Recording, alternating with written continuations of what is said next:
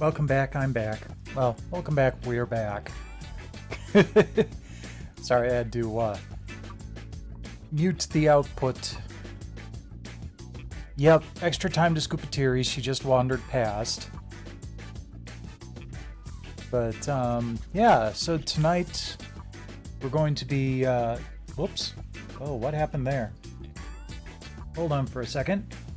I was going to say we're going to be poking at the PlayStation Underground 1.3, but right now it just says PlayStation Undergrow. Need to move that over. I adjusted that very slightly, and unfortunately did not fix it here. There we go. Yeah, Tiri was eating and drinking and then wandered past within range for a scoop. And Siren was on the cat tree, but now she's heading over toward the food and water. You're terribly cute, you know. Fur missile. A little bit, I guess. But, yeah. So, got some interesting stuff going on with this disc. Or this pair of discs. I'm hoping we can get through it all tonight, because the second... Why is there a twist tie on my lap? Terry? Yeah, why is this here? Anyhow. Quite possibly. But yeah, so I do actually have a plan this week for if I end up ending early, because I didn't last week. I'm probably just going to poke around on Pokemon Violet, but we'll see if we can actually get there, because there's a lot on disc 2 this week. So let's get started.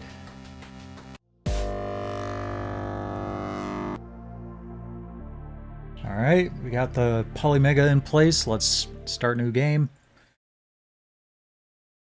When I was trying to figure out what was available on this disc, I did actually do a save state just so I could keep getting in there a little bit more quickly.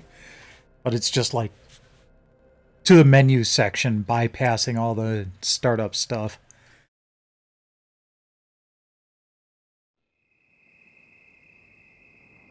Yeah. Dilly's feeding pies. It's a fun feeding on them pies.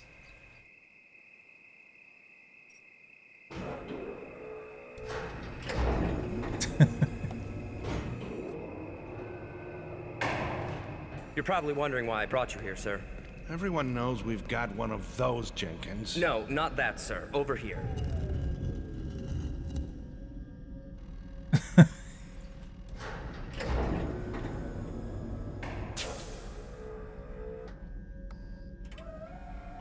We found them playing it inside the ship. Good God! Well, were you able to retrieve any information from it? That's what I need to show you, sir.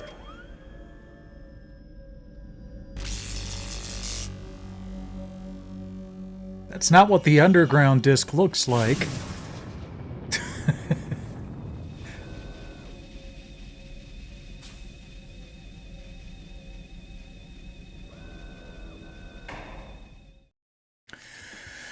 Okay, so we're going to bypass the vault. Unfortunately, no imports this week, so we're going to go right to a debriefing by about Buzz Burrows. So I was looking him up earlier just to see if I could, see if he was on Twitter, because I like tagging these people when I find them on Twitter. Turns out he used to work at Sony at this point, but now he works for Harmonix, which is kind of cool.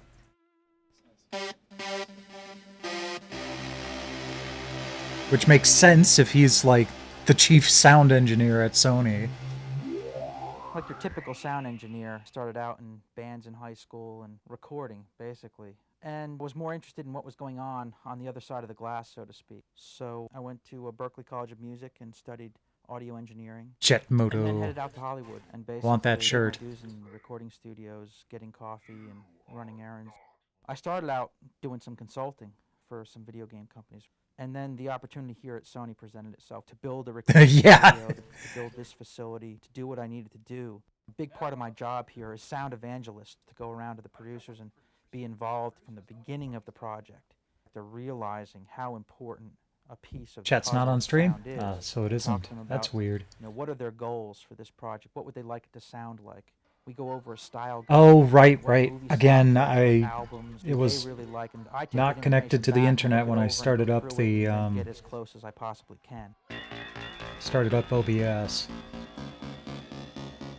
Now I've got a few people that help me out. There's not enough hours in the day. I've got a guy named Nate Brenholt, who is an amazing sound designer. He can do amazing things with an oscillator. He can usually be found in his office doing No, typical that didn't laser work. blasts, Hold on. gunshots, footsteps, explosions, except his are always a little bit huger, a little bit bigger than everyone else's.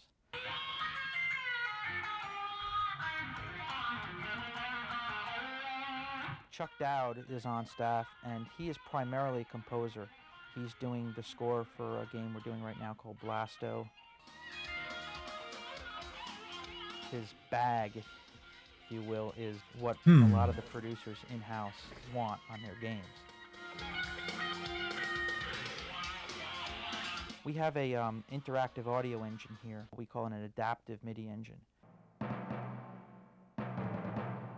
Chuck is composing the music for Blasto in Oh, such there a it is. way that it requires him to actually program the musical score to interact. Kif, we with have a the gameplay. conundrum. So as you approach specific sections of a map, are attacked by some number of enemies, the musical score will actually adapt to that situation, get more exciting, get more intense, get darker.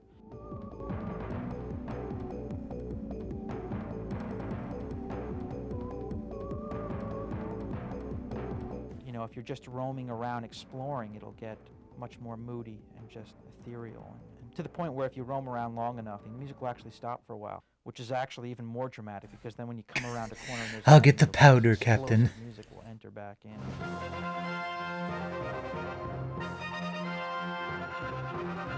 Just knock you right off your seat, so it works really well. Yeah, that requires Chuck to actually program the musical score. He has to really think about not only typical issues you have to think about when you're composing musical motifs, but he has to think about each gameplay situation that may arise.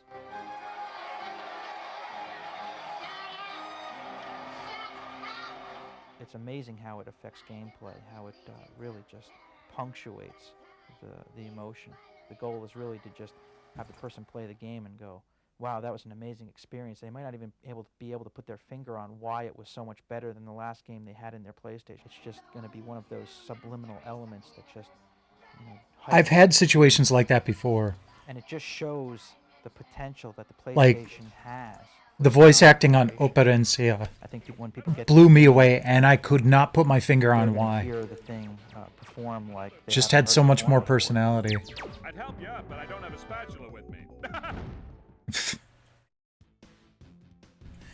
Man, they really went all in on Blasto.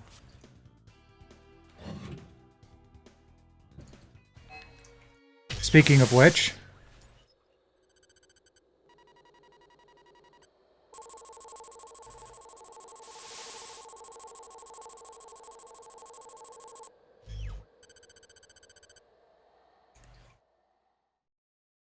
Grab a mop. There's gonna be guts on the ceiling.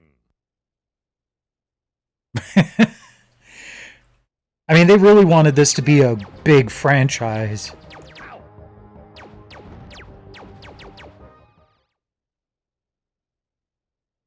He's basically a parody of 1930s superheroes, Flash Gordon, Well, just that kind of thing, but also with an element of no, side, where you just want to it see did well enough. who was very It's a little too confident, difficult. believed in itself. But So much of it was ridiculous. they were working on a Blasto 2 when, I guess if you were to Oh. take, say, Duck Dodgers, Powdered Toast Man, and Dirty Harry, and like throw them into a why am I blender, blanking on his name? mix Phil it up. Hartman got He's a killed. cosmic custodian, and these And they're aliens are like, tracking up his floor. I guess that's how We you could. can't replace his voice.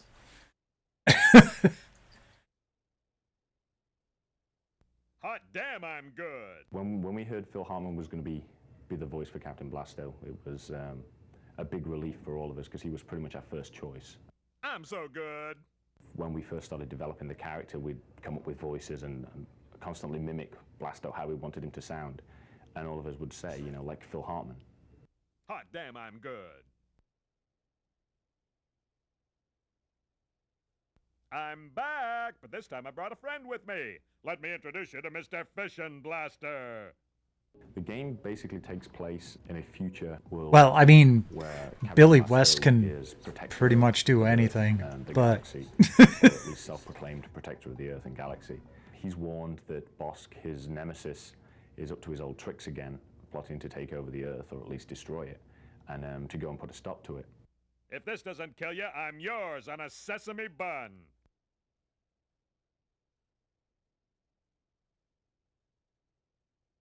Ouch, I'd say mankind is up crap creek without a spooge hammer. And now I've got to clean it up. You look at our game, Spooge and Hammer. it looks like a cartoon. It's like a 3D cartoon, and I don't think there's been the quality animation in a game yet. We decided to have the levels work seamlessly with one another because video games that had been done before are always very linear and level-based. We didn't want to do that. We wanted it to be that, you know, he would walk seamlessly from level to level to level and be able to go back. Ooh, now that's gotta hurt.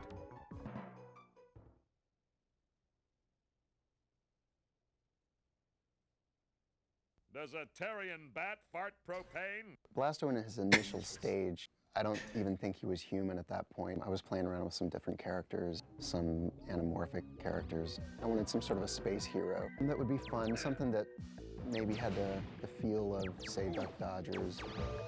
Better have a doctor take a look at What a that. corn cat. So I really, really love that stuff. But then eventually tried to work it into more of a humanoid type character. Damn, got you all over my shoe. We felt that the personality in the character could really add a lot to a game that we were wanting to do, which was this 3D roaming free environment. So the three of us, you know, pushed around a few ideas with this personality. Like, if they didn't have respawning enemies, I'll take that as a no. except, like, when you die, The main that challenge probably would have made things a lot better. Whoa, hey, Dylan Cuthbert. on the screen was the cartoon. I didn't know he was involved with this. And that means no visible polygons. Make it look like a cartoon. The technical innovations in Blasto are generally to do with the 3D performance of the game. We've developed a good system for streaming the levels from CD constantly on the fly. There's no loading time involved.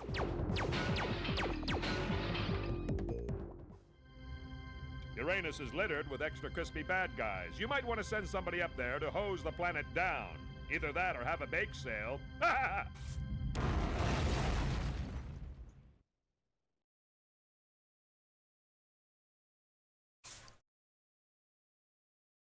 Captain Blasto. Alright, next up we've got the Event Center.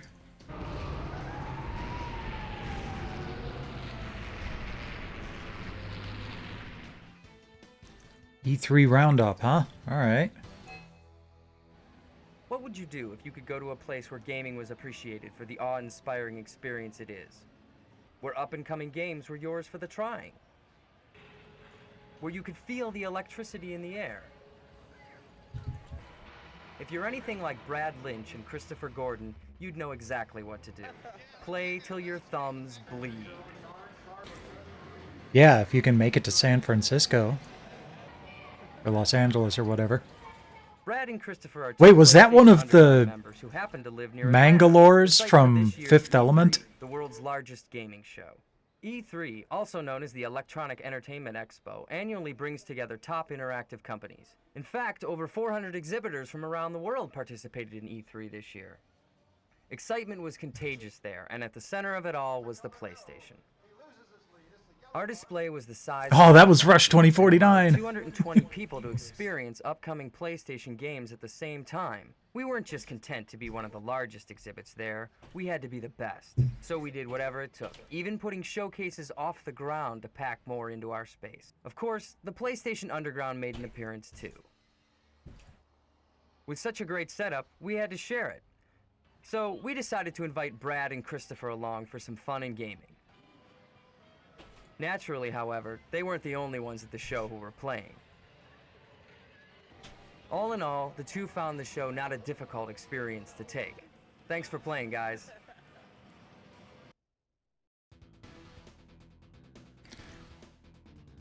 All right, and road trip to Japan.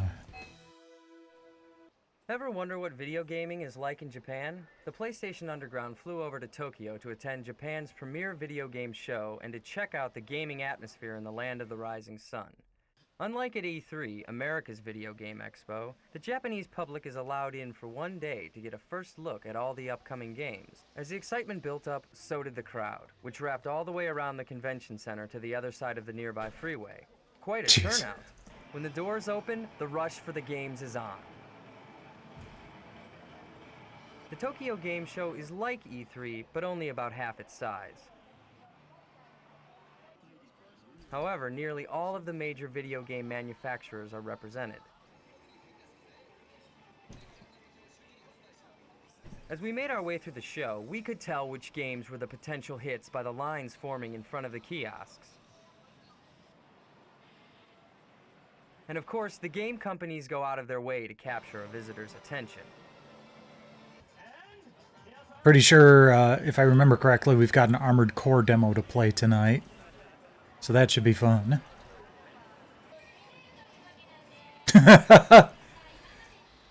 After the show, I hear we Gamera decided is a to friend do to little children. game shopping and check out gamers in their natural habitat. In Tokyo, there is no better place to do that than in the Akihabara district, a 1 square mile shopping area that is to consumer electronics in Japan what Rodeo Drive is to fashion in Beverly Hills. You can get a game fix right on the street. Our conclusion, here at the center of the PlayStation universe, almost everyone is a player. And in Japan, like everywhere else, the #1 system in gamers' hearts and minds is PlayStation.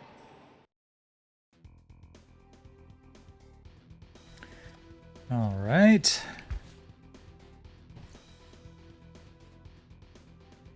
Next up we have the download station. Got a download for Ogre Battle, Dynasty Warriors, and that's it. I'm wondering if this is like everything unlocked.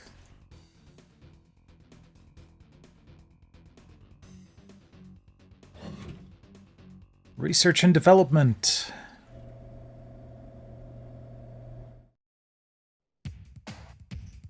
Coming this fall. Oh, the DualShock.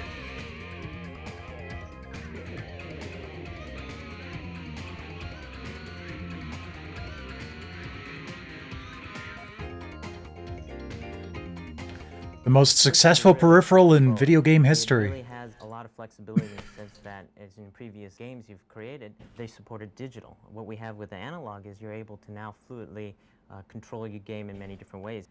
We're starting off in digital mode, and as you see, I'm accelerating in every bit of turning. I'm actually hitting my directional button, and then when I brake suddenly. As I start in analog, I have a finer control of my driving. As you can see, I can slow down gradually as well as accelerate at a quicker speed. You see, if I brake, I can gradually press on my I know brake and slow it's down. weird seeing this What we stuff at have the beginning of it. versus your digital mode is indicated without a light being shown. And right now it supports your standard controller that exists today. If we put it into the analog mode, indicated by the red light, we now support I always these hated features. like And gas and you brake control on the game analog itself by stick. moving the joysticks. What happens is the developers may have the option to use these as optional features, such as maybe the car honking or looking in reverse. Of course Here at developers love Activision, it. We're really stoked to be able to use the analog controller, especially for Apocalypse in particular. Our game Okay, so it did. There are some games that very much do not work well with when analog is enabled, so they needed to have a way to disable it and enable it when it was an option. Kind of like with the Sega Genesis, where some games just won't work with the 6-button controller. You have to rotate, move forward. But once we switch in the analog system, you're just moving really fluidly. I kind of feel like the only reason... Yeah, look at that baby-faced Mark Cerny. I kind of feel like the only reason the PS2 controllers still had the analog button was for backwards compatibility with the PS1. Dynamic 3D games as any other hardware system. At China, we've been waiting for years for a new input device to be made. But Sony, by making this dual analog controller, have really made a huge difference to the feel of the games. Last month on Underground, I was playing Porsche Challenge. I played it using my normal joypad at home, and then Sony sent me one of these in the mail, so I plugged it in, and my first go, I got like 5 or 6 times farther in the game on my first try. And it was simply because you can set the angle of the wheels of the car, just like you're driving a real car, by the pitch of the little sticks here. The analog controller allows you, the player, the ability to have finer control in your game, not just on and off, but all the points in between. Yeah, what I'm really excited about is that we can do this on Sony. We don't have to go do it on Nintendo, but I probably shouldn't say that.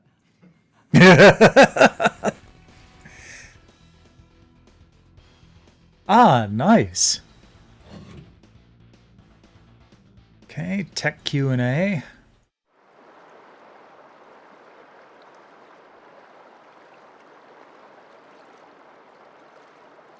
Sewer count. Bing.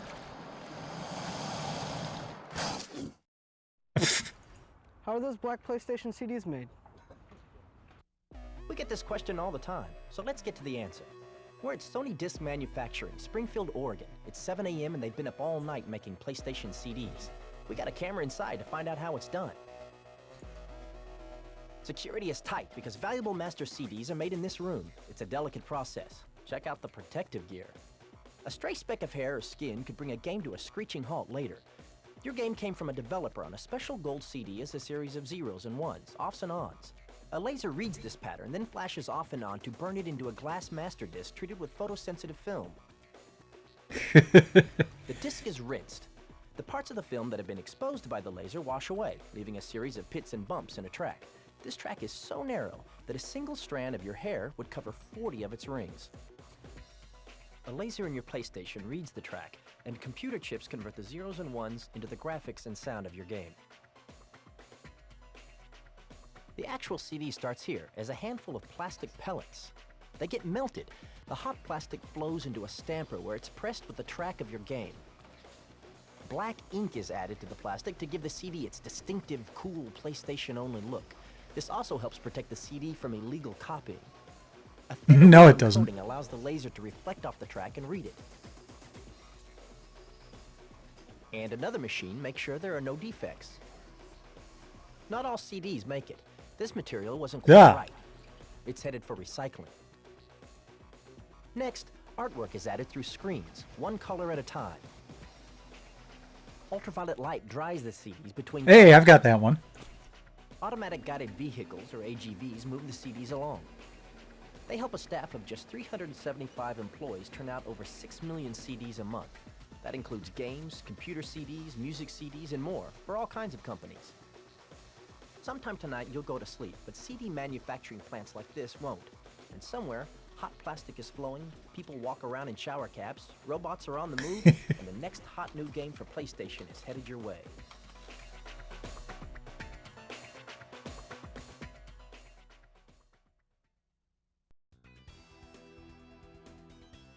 You realize who you're talking to, right? I don't remember the last time I threw out any sort of gaming-related thing. All right, we got the code archive.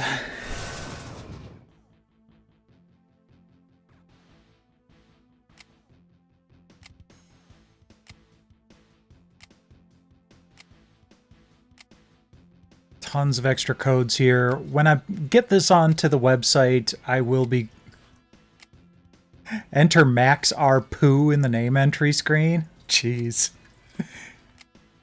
When I get this onto the website, I'll be screenshotting all of these separately and making them available.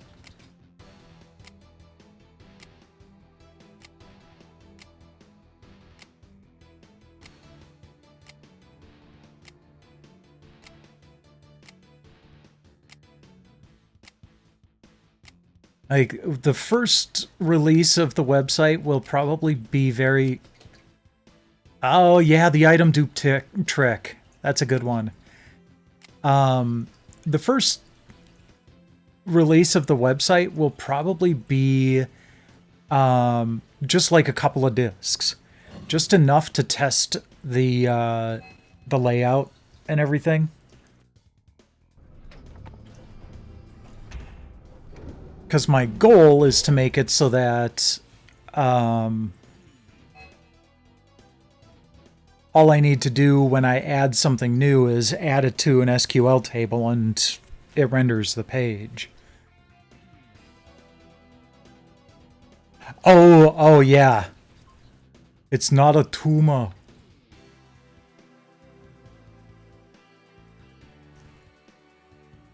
I'm trying to continued.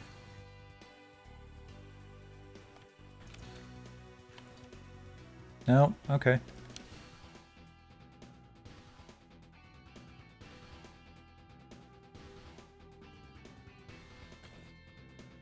Is it working?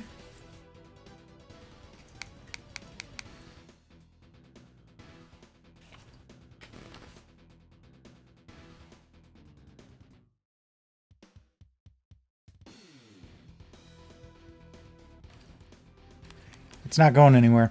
All right. Well, I guess we'll use that save state then.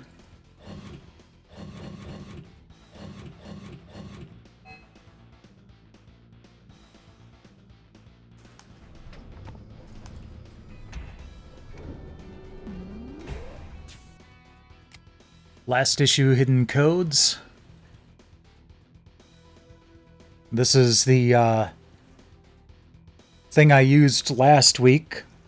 And I did look ahead. I've got the hidden codes that show up on next issue so that we can look at them in this issue. But oddly enough, most of the codes are for the second disc.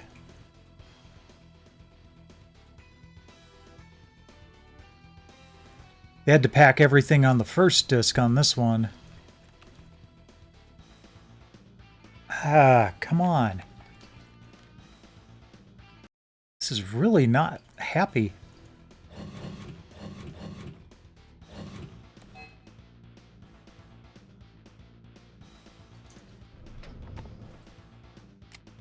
Warehouse.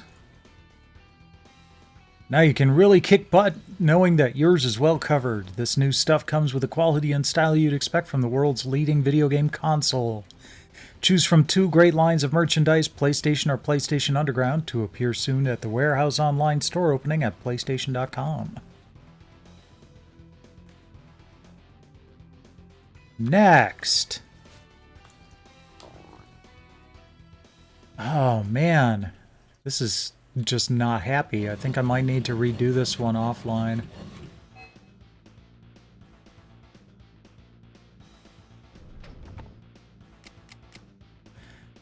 Send us your comments. Tell us what cool and what sucks.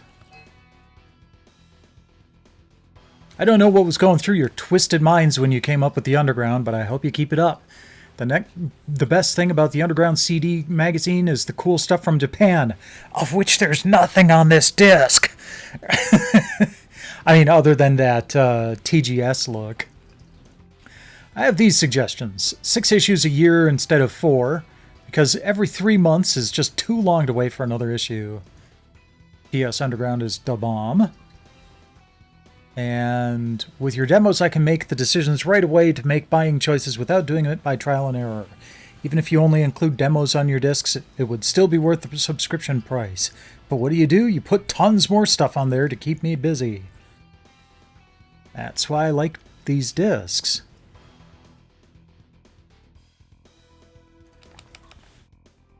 And need to reload the state again.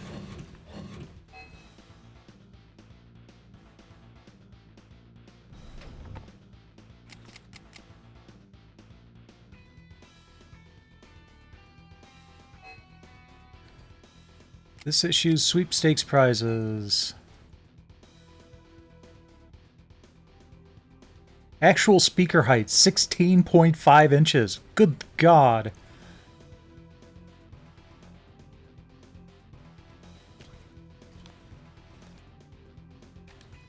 I am pressing X.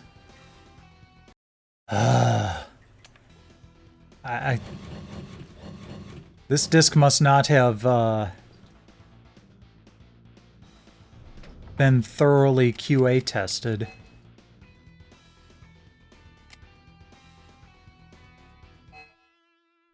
We were hanging around Atlanta for E3 when we found out that the winner of the first PlayStation Underground CD sweepstakes lived nearby. So we had the grand prize shipped overnight to our hotel, rounded up a van, and hit the freeway. Oh, awesome. The whole team was anxiously waiting to meet the winner. And waiting. And waiting. Finally, we reached Fayetteville, Georgia, in the Atlanta suburbs. And there she was, our grand prize winner, Carrie Davison. For taking the time to enter, she won the hottest fully integrated home entertainment center, a Sony Maximum television system, specially delivered by 2 hulky members of our team. Yeah, that 27-inch Trinitron probably weighs about as much as my 65-inch 4K TV. And in the process, we managed to add a new member to the PlayStation Underground family. Nice to have another satisfied customer. Enter this issue sweepstakes and maybe you'll be our next stop.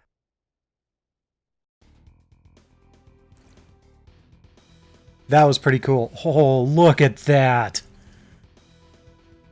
Oh, that looks so cool.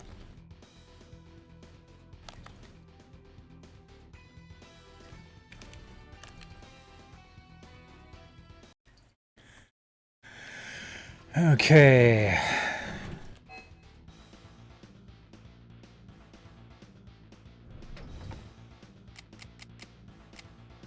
Quick look at upcoming issues. Spawn's McFarlane Tells All, Crash Bandicoot 2 Backstage.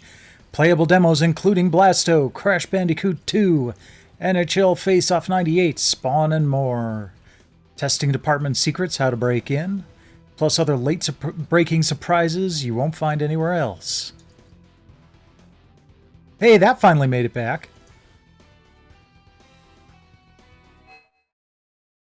How do you know I got a camera? I just know. Why else?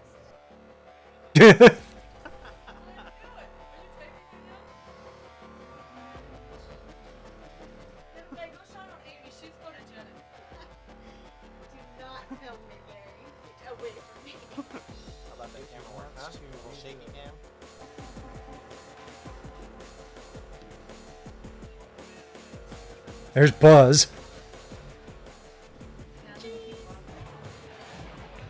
Everybody say hi.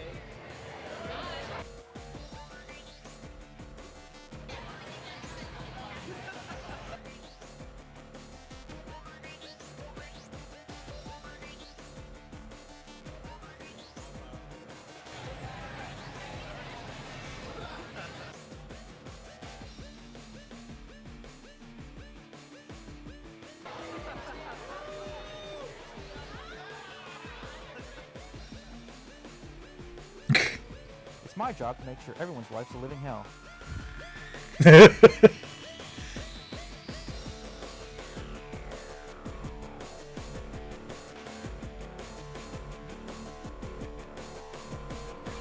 Oh, jeez.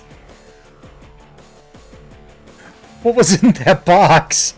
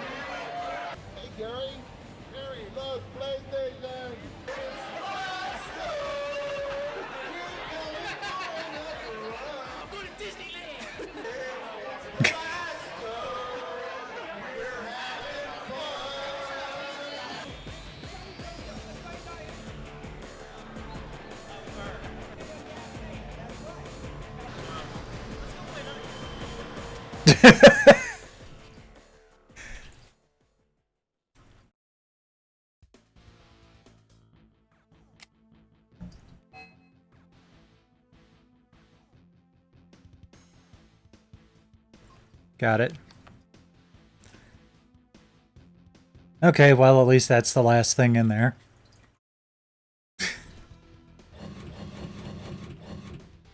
And we're back to the vault. Okay, so before we move on, we're going to take a look at all the hidden stuff. So we're going to go into...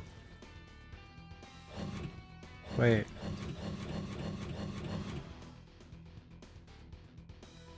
There's something here that says archive and another that says vault. There isn't anything here that says archive. Well, we'll try both codes in the vault. Alright. Circle, square, triangle, circle. Nope. Square, triangle, circle, square.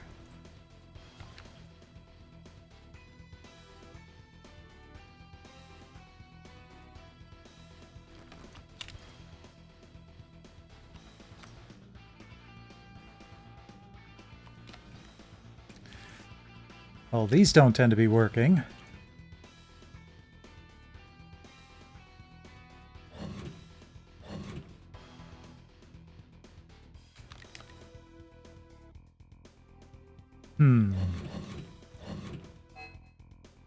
Let's try the one in the event center.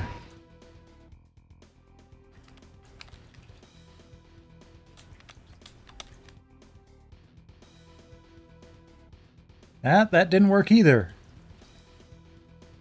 Triangle, circle, square, triangle. Alright, I'm going to restart this disk and see if that does any difference.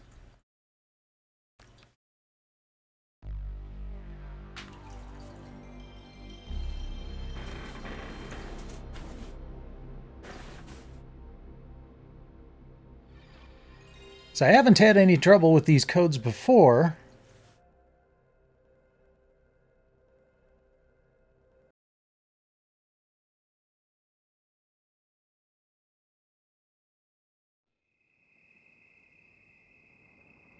Okay, we don't need to watch that again.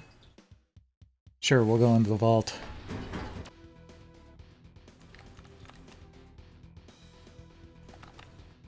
Oh, I had to enter it quicker. Okay. On the password screen, enter Grim Reaper, all one word. This will allow you to kill enemies with just one shot. Okay, so that one was square, triangle, circle, square. But like before, we're not able to get back to the main screen here. Wonder if, let me... Controller, analog off. Nope. Alright.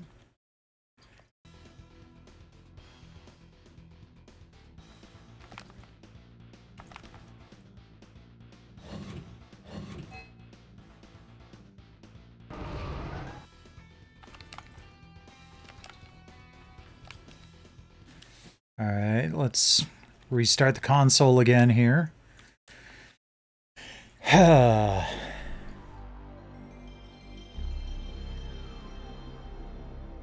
Hopefully disc 2 will be a little bit more friendly.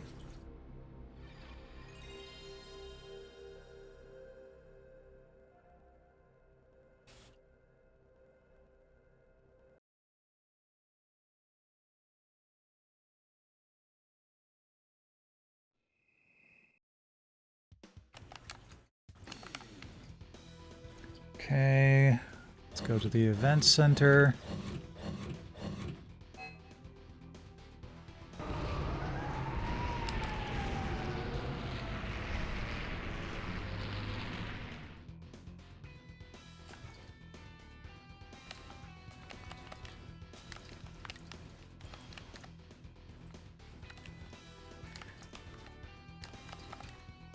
Nope, that's not working.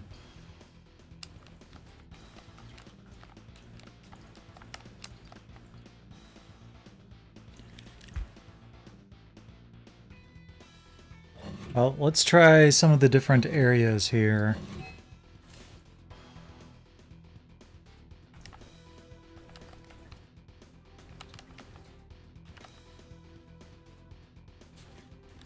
See if the codes might work in an area where normally it wouldn't.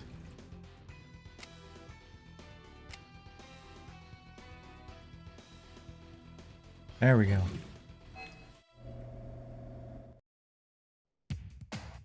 Nope, that won't do. Oh, archive. Right, okay.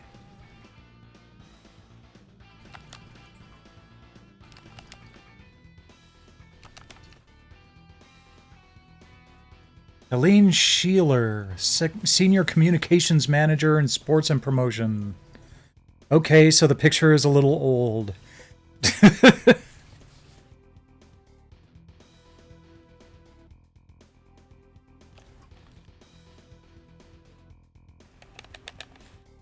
Alright, we're stuck again.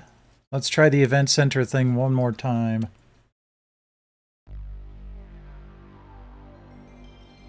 You have to really get these entered quickly.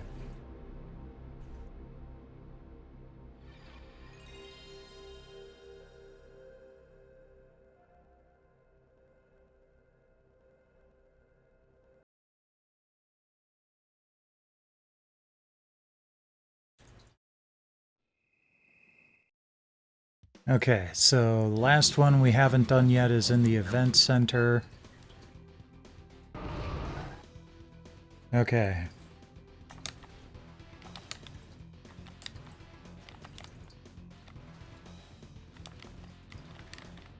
Okay, we got it.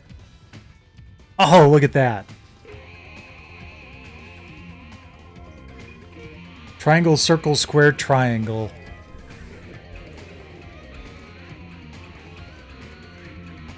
Happy 2nd anniversary, PlayStation.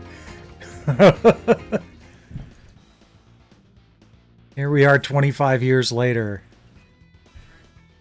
Okay.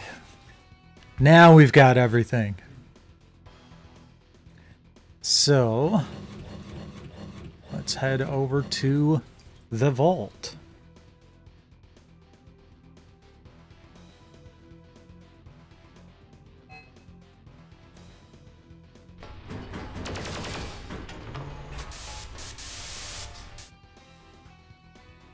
Armored Core will be our first playable demo.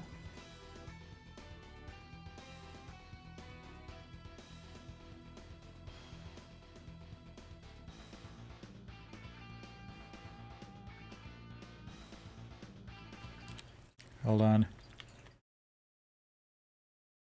Turn analog back off.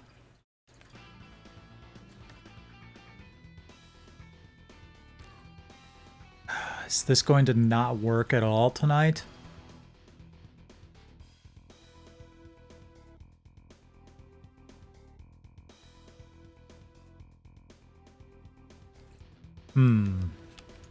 This could be an issue. It's not registering the key presses from time to time.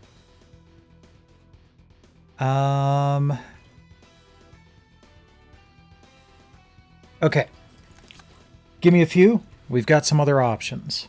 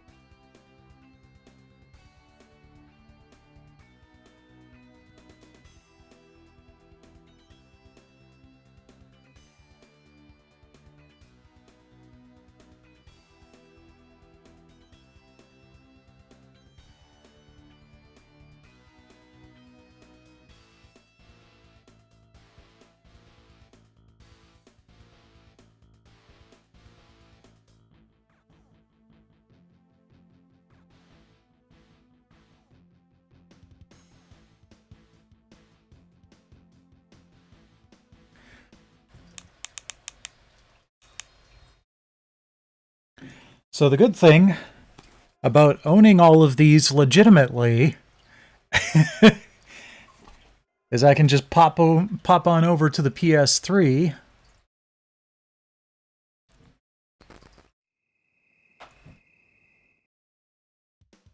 and see if it'll work here.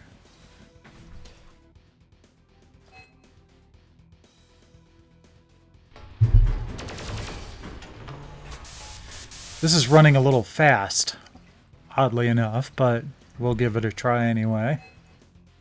Yay, it's working!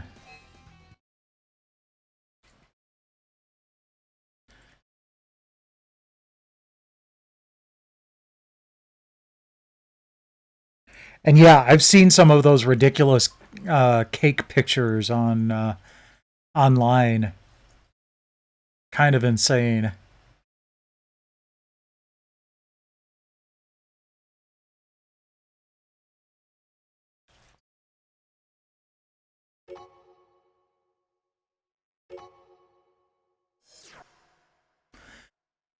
I wonder if the Armored Core series supported the link cable on the original PlayStation.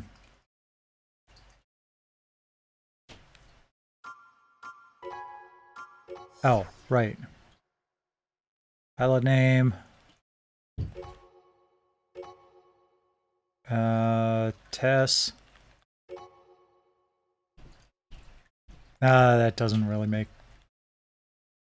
work well. I mean, it's correct. Tau Epsilon Sigma, but...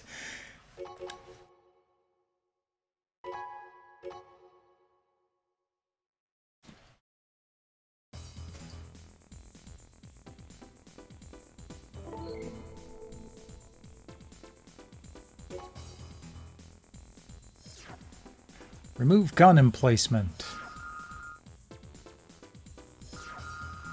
We want you to destroy a chrome gun emplacement.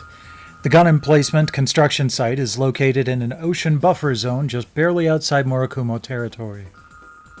Our repeated warnings to halt construction have been completely ignored. Chrome offers only transparent exclusives about maintaining security, but their intentions are clearly a preemptive military attack. We now have no choice but to use force. This time we've prepared an AC part as your pay. It's a prototype of the highest quality. We're counting on the Ravens. 4 guns and defenses. Well, that's descriptive. Sure, I'm probably not able to do a lot of customization quite yet.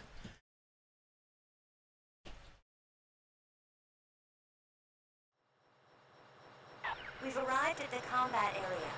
We'll leave as soon as your AC is deployed. System engaged. Oh, this feels familiar. Okay. Ah! What the hell?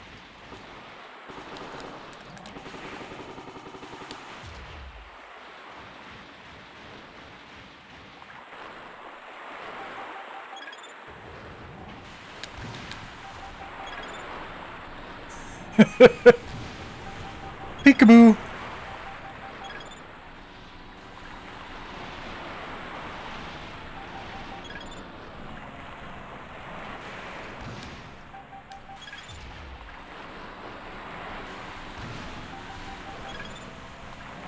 Did I just take out that ship that was flying over me?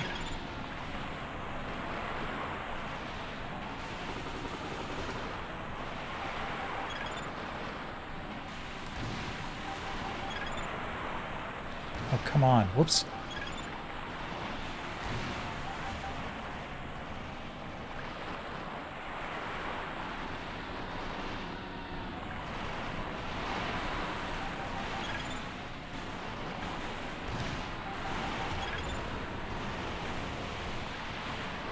Okay, good.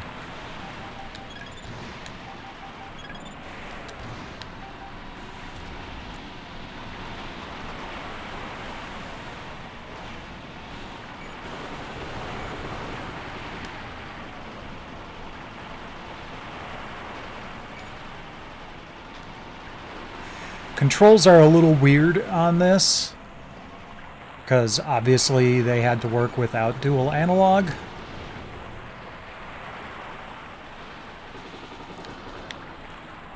So like the shoulder buttons are not just strafe left and right, but they're also look up and down.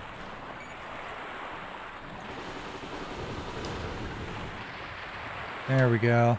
Alright. Now we should be fine.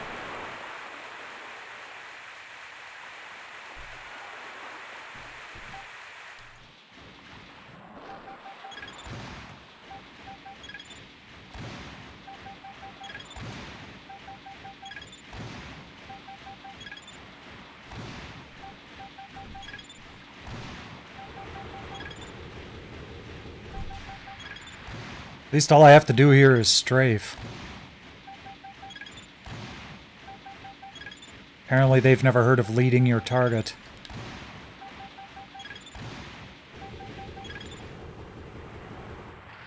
Target achieved. The only problem, though, is that in Armored Core you get penalized for damage. Yep, look at that balance. I ended up losing 9,000 credits on that mission. You also have to pay for ammo. So, like, I usually try to get to the point where I can use energy weapons as soon as possible, because then you don't have to worry about ammo.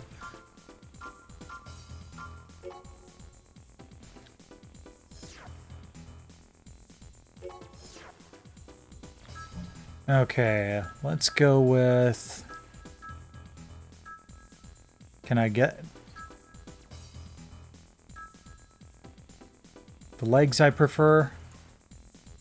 Nope. Damn. These are probably the ones that they just gave me for completing that mission. But I don't think I'm going to mess with this. Okay. Let's go into the other mission. Eliminate squatters. At least I get money for this one. You are to eliminate a group of illegal squatters at an abandoned factory on the east side of the city. They profess to be radicals opposed to area redevelopment. However, the planners have already reached an agreement with the citizens in question, so these are merely outlaws who want an excuse to run amok. But they're still citizens, so from the standpoint of the Guard, we cannot use force. If they are left as is, there is a risk of affecting the progress of the plan. There's no need for restraint. We want you to firmly teach them the rules of society. Jeez.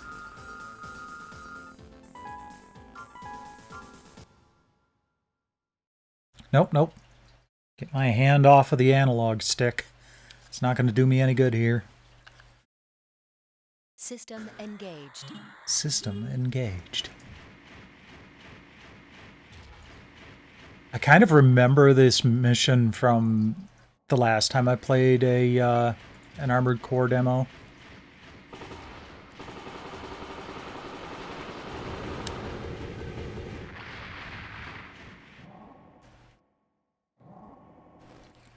Like, at least the feel of the environment, not necessarily where everything is.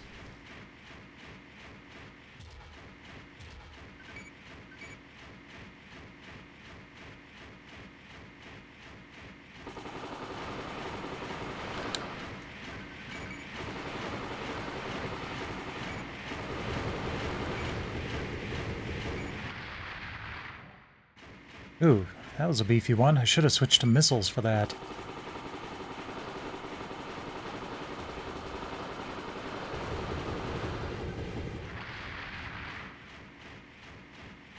Okay. There was another one. I saw another one somewhere around here. There we go.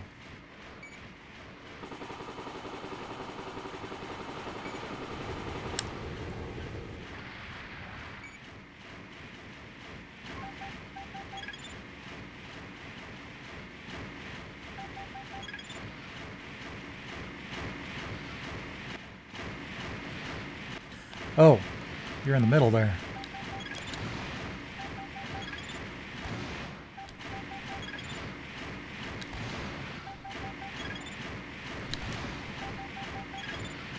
You know what?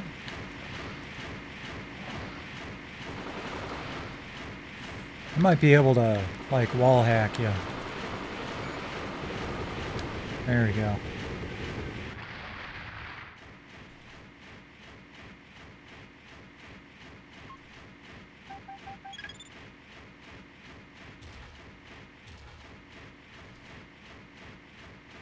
Is another similar situation? Nope.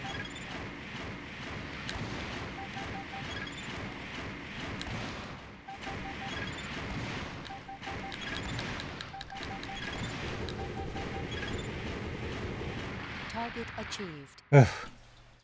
Good. Took more damage than I wanted to there, but at least my balance came out ahead.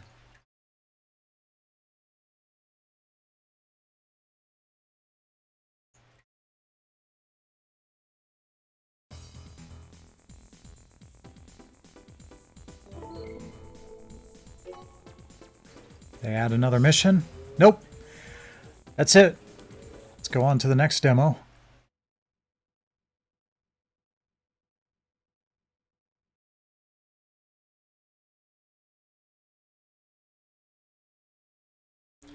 Actually, I wonder if...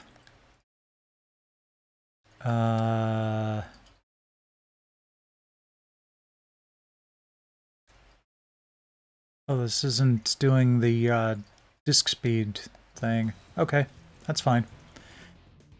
Okay, next up, NFL Game Day 98.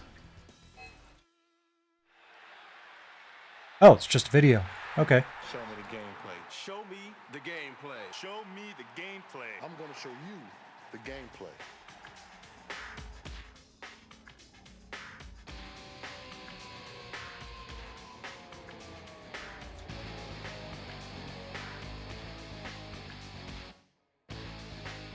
They want to get the players' feedback. They want to get their interest. They want to go as far as to get their movements. So now when somebody plays a game, they're playing a simulation of an actual Yeah, no kidding. I'm not complaining.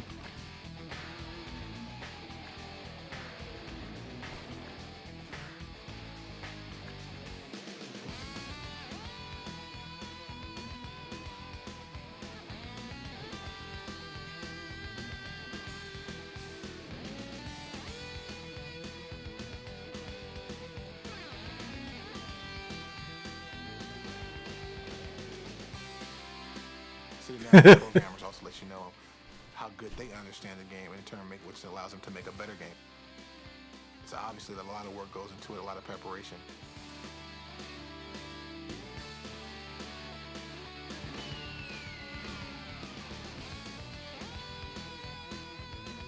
The key was to get some realistic plays that Pittsburgh Steelers ran, defenses that we ran, specific plays that players really need in the game.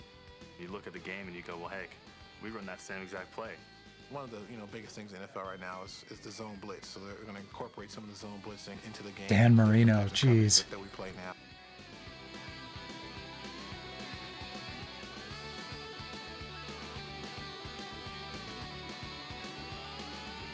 Show me the gameplay. Laces out.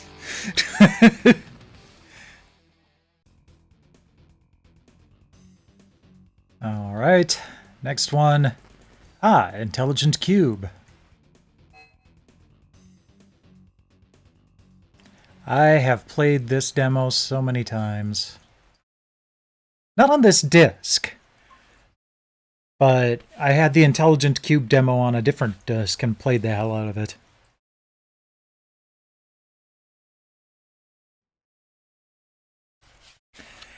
I think this might have actually been one of the PlayStation Underground discs that I actually got, like, still in its wrapping. Because this is, like, shiny new with no address sticker on the back.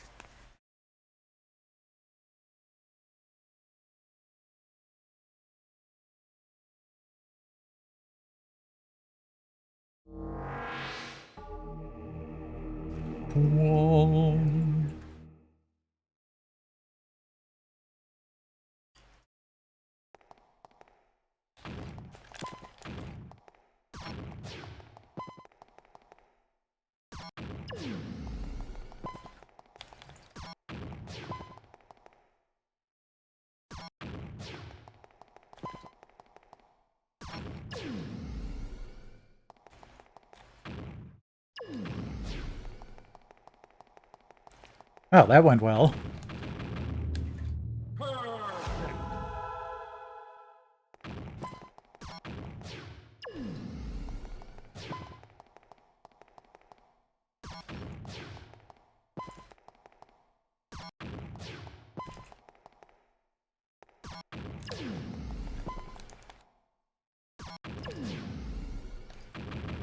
Ah, 5 of 5. Perfect.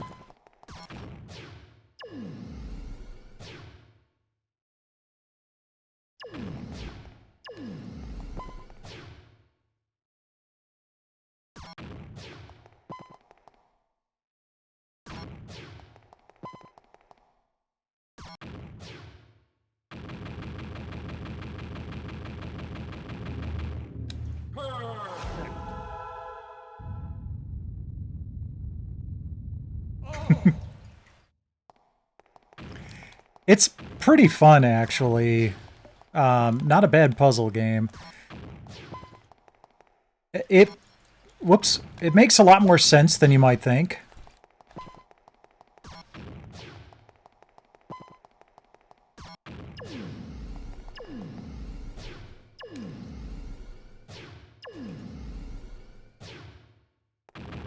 You just basically have to clear out all of the blocks except for the black ones.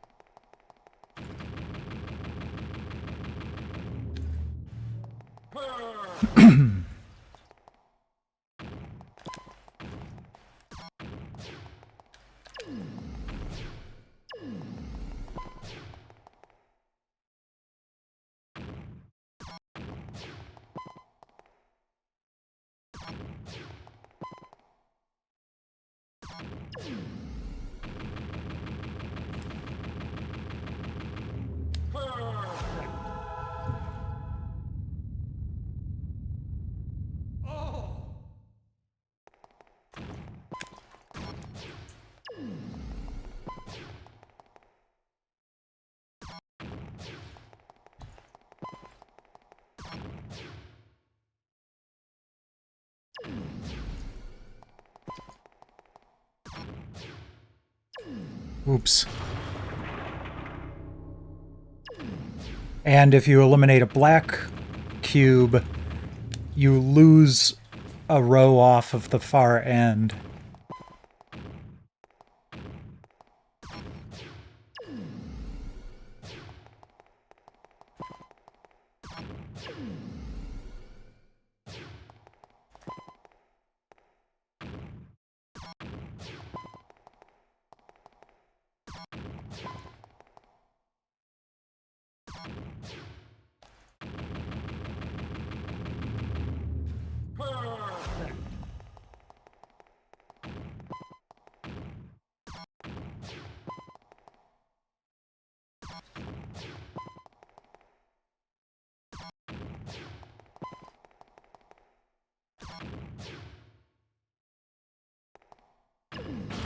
Oops.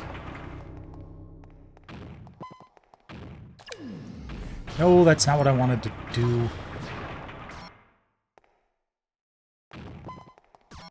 Oh, wow.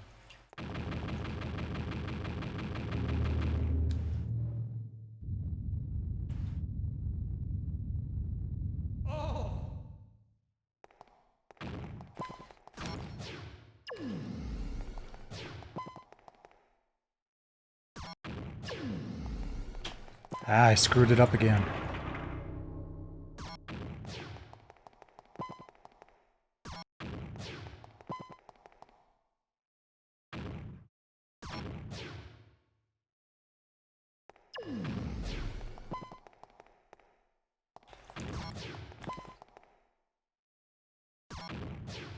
There we go, got that one.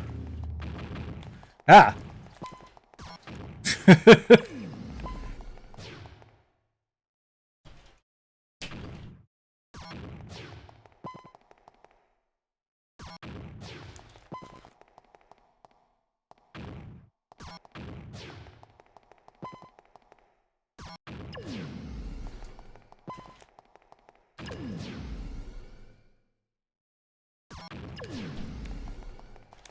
There we go.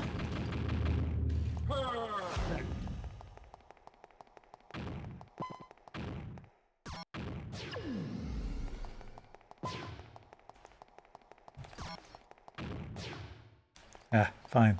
That'll do.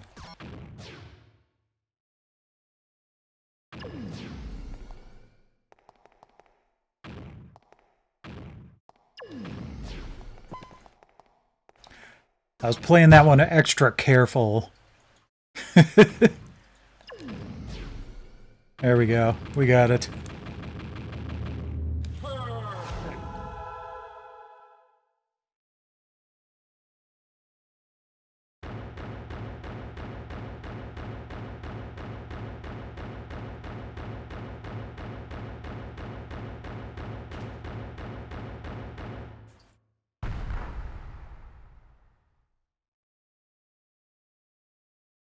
I think the other demo I have takes you to stage 4 after this, but...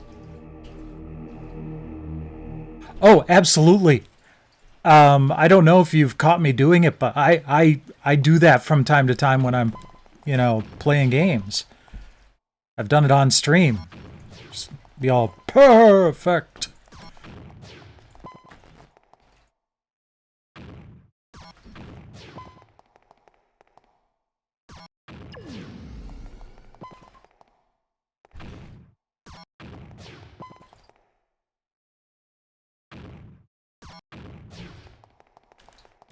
Let me go get through. I don't like that mass of green. Screw it.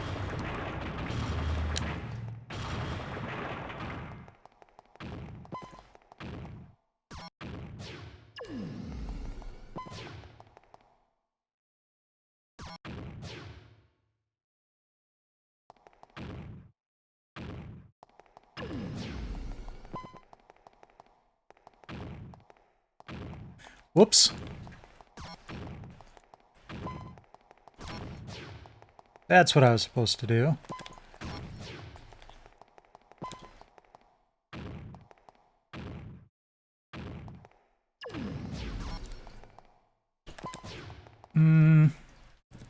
Okay, I think I still got it.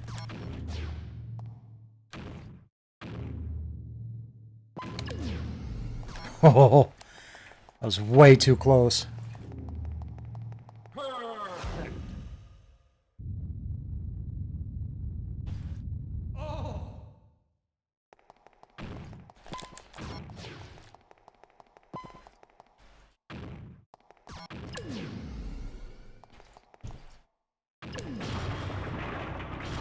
Yeah, whatever.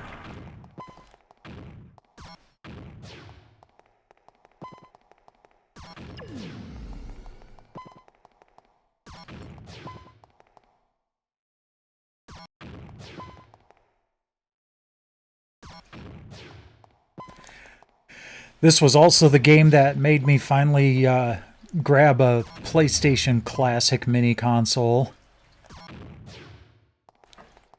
My plan was basically once the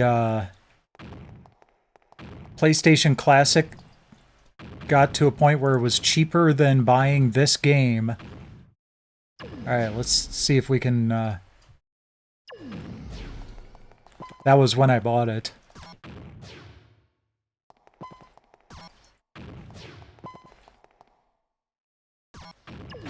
Screw it.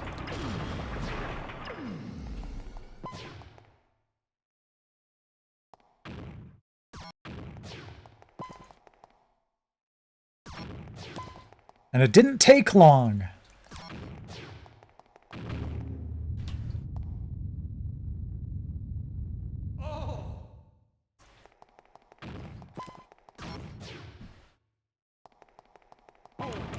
Oops. Oh, I'm screwed.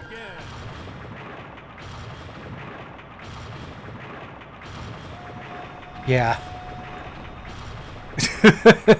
For every non-black box that goes over the edge, you lose a line. And I don't think I would have had anything left to work with there. IQ 59!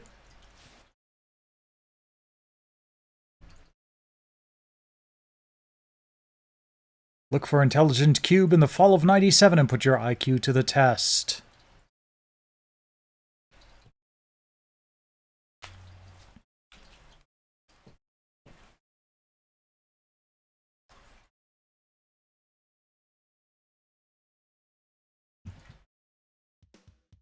Alright. Next up we have... Oh god, no, not Parappa the Rapper. Please just be a video. Nope. Oh, great.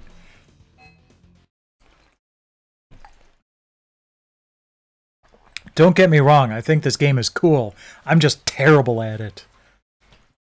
I've never been able to get the timing down.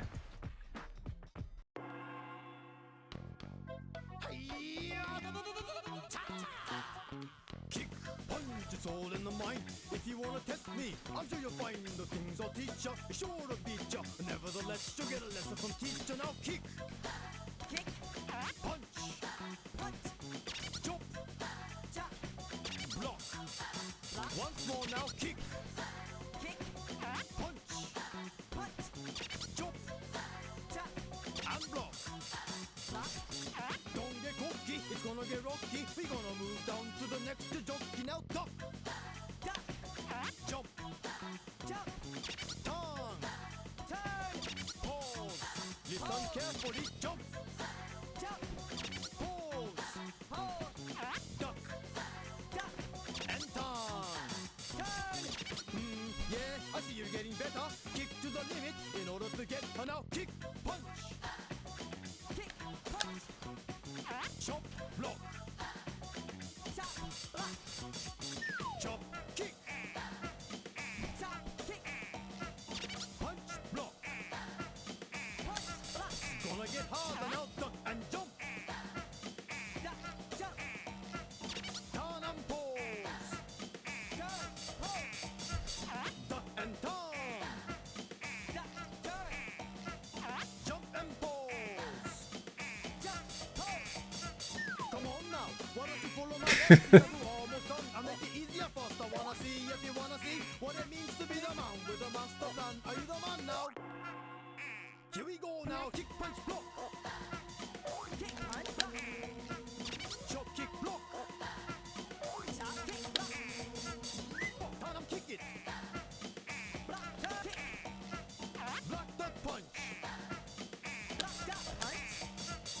Duck, duck, turn. Duck, duck, duck, turn. Jump, kick, jump. Jump, kick, jump. And punch, punch, punch. Punch, punch, punch.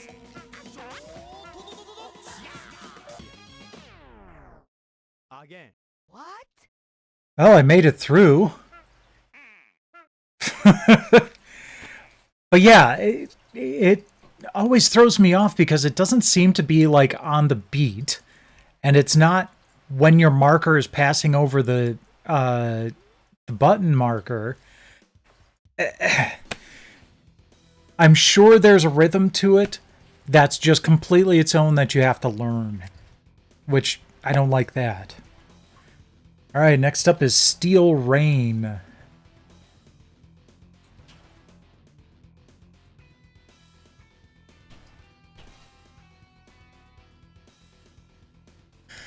Let's see here. Left, right. Okay, got it. Center turret, huh?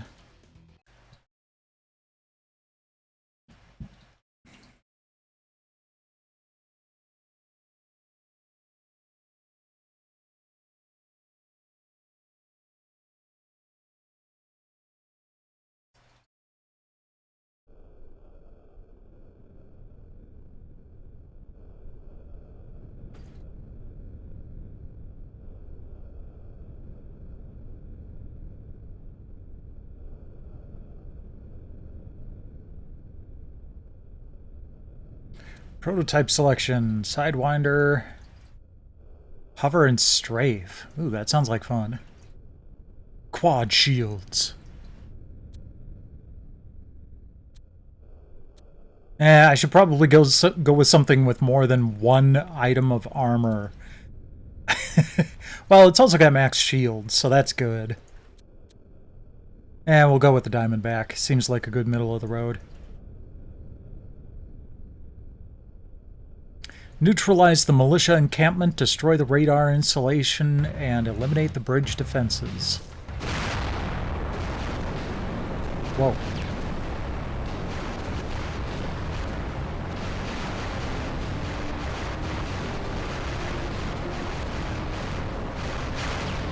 This is a noisy game. No, okay. Oh, I see. There was a part just to the side there that I was probably supposed to use. Alright, let's try that again.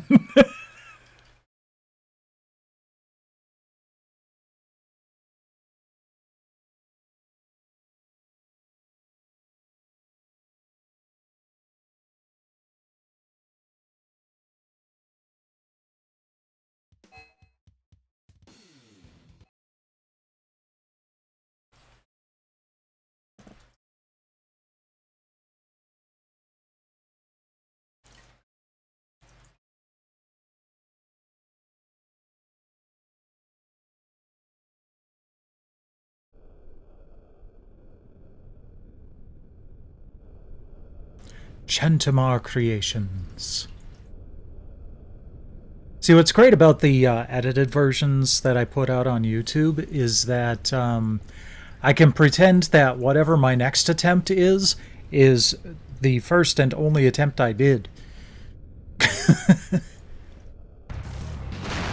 Okay.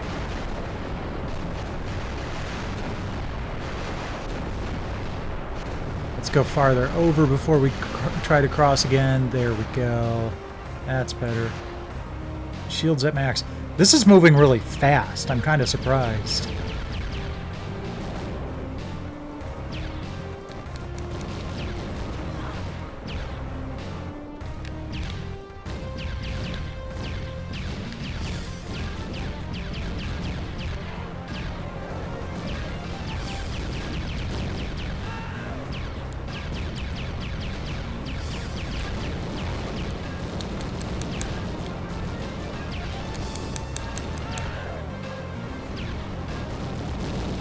Alright, are we all done? You know, it said that I could push L1 and R1 to fire the center cannon, but that doesn't seem to be happening. It's not L2 and R2 either.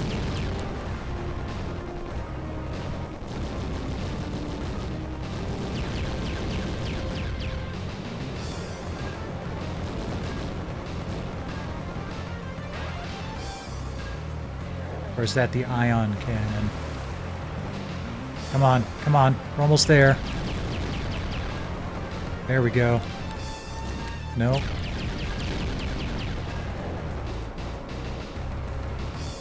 What's this blue marker? Shields. Thank you. Probably needed that.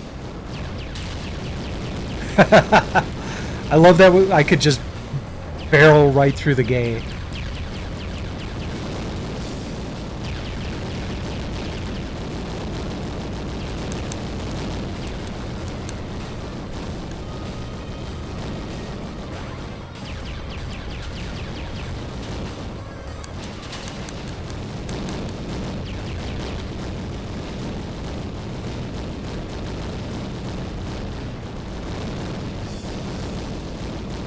Oh. Oh, okay.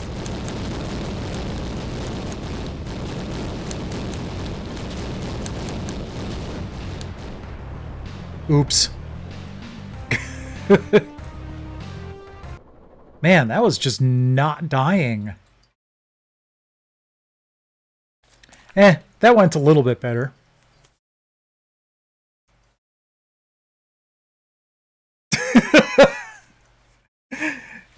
Oh, jeez. Yeah, I should probably take Tiri out for, like, indoor walks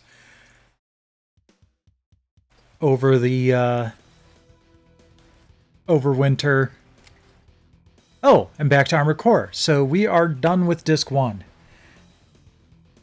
Okay, I'm going to switch back to the Polymega for Disc 2. We'll see if that works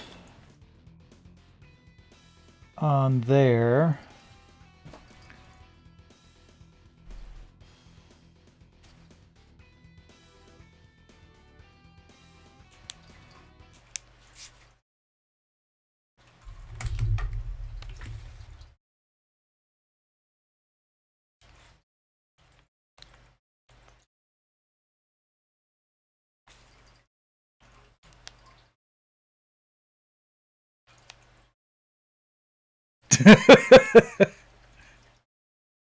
Well, guess what, kiddo? Suck it.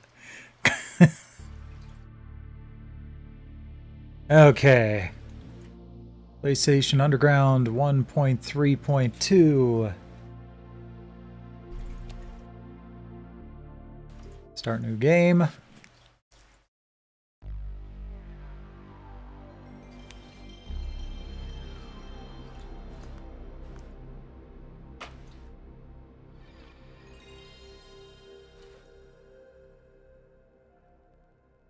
Now this one is just basically demos, both video and playable.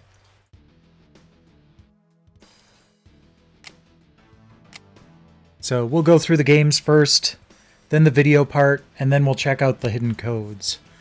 So first up is Cool Borders 2.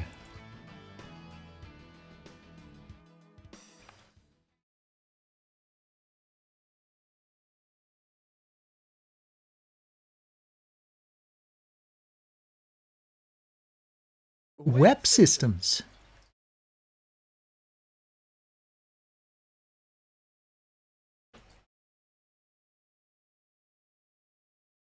Cool Borders!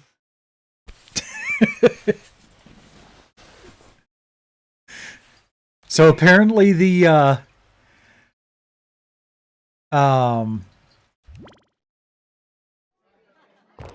harness is worse than getting neutered. Got it.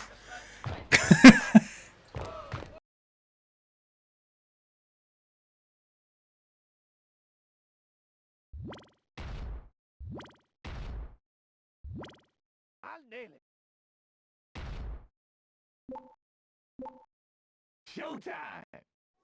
Showtime.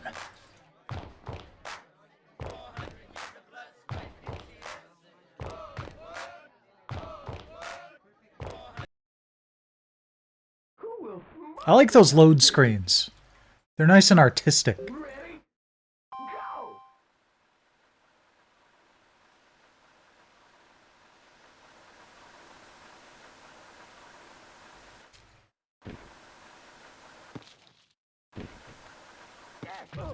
Why is this not working? I can't turn. There we go. Now it's turning. Ow.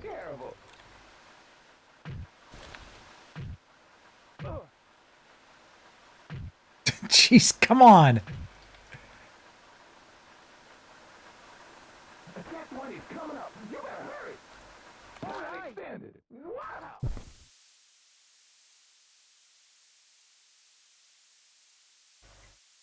I'll check as soon as I'm done here. Oh, that's right. I have to press square to kind of grind in on my turns. Oh, you dick.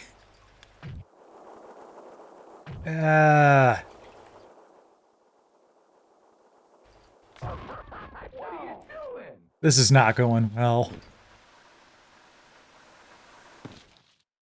Whee!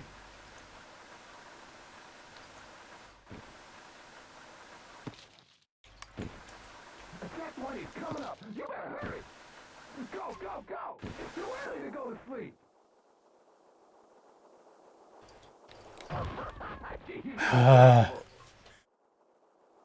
Alright. I am very much not thrilled with this version of Cool Borders.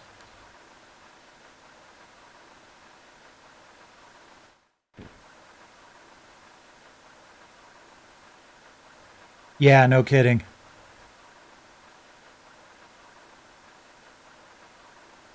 I really wish they would release SSX Tricky as a PS2 classic. Because it honestly was one of the best games on the PS2. Which is kind of impressive considering how early in the PS2's life it released.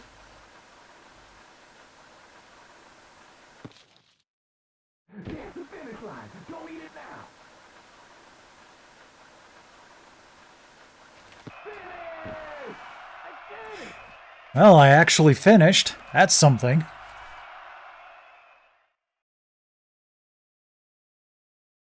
Coming soon. That's helpful. Ooh, that's a stare. Alright, next up is Kart World Series.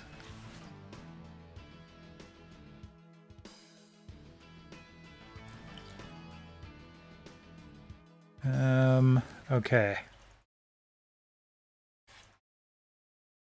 Am I going to have to actually do manual transmission on this?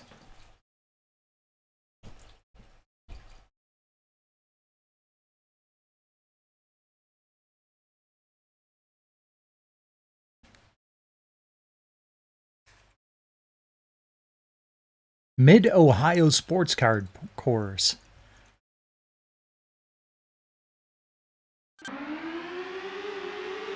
Graphics look pretty decent. They're the kind of graphics that would do really, really well on the PS2 or PS3 with texture smoothing. This would probably look amazing.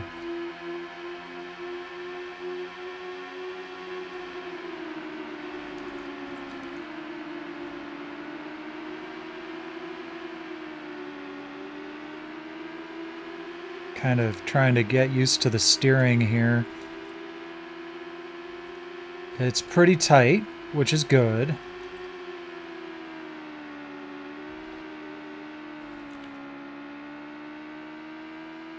And I don't have to worry about shifting. That's also good.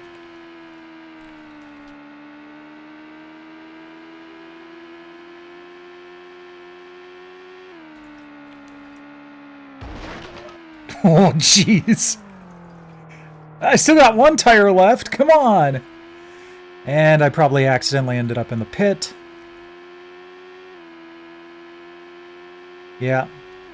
Okay. Oddly enough, they're not making me actually do pit stuff.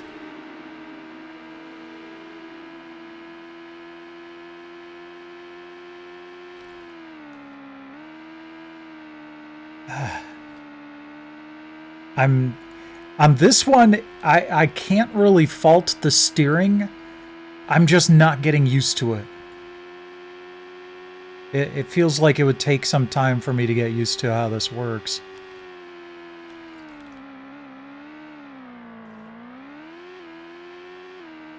I like the LCD style speedometer though. That's kind of cool.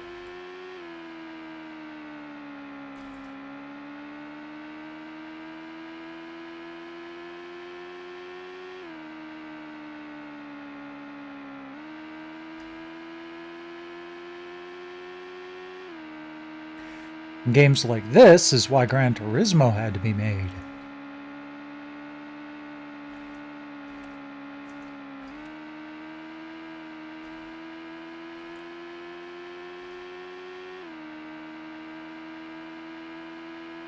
One more lap, okay. What was that?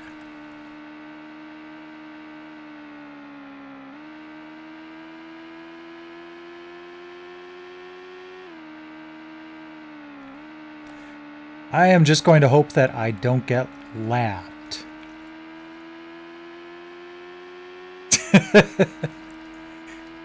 I want to give you relief. Get over here.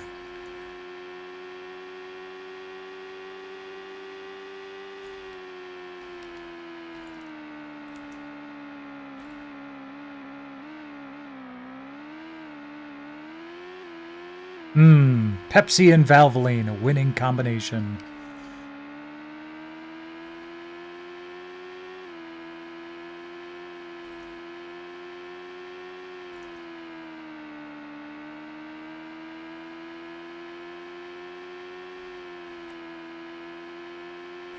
I also love the advertisements for MCI, which doesn't exist.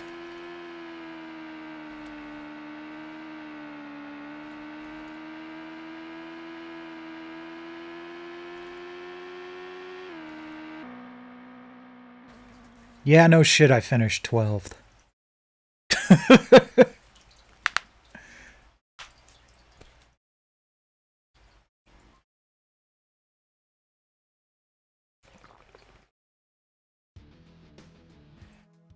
Alright, next demo, Jet Moto 2.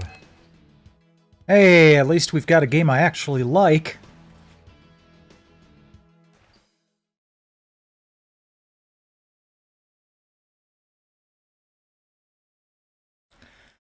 That said, it's been way too long since I've played this, so I'm probably going to fuck this up pretty badly.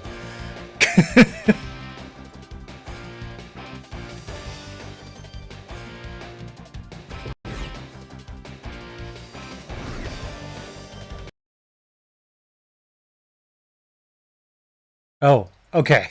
They're just putting me right into the game.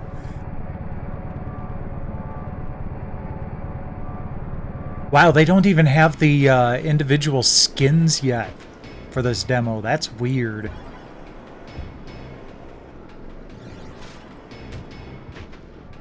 This must be a really early demo.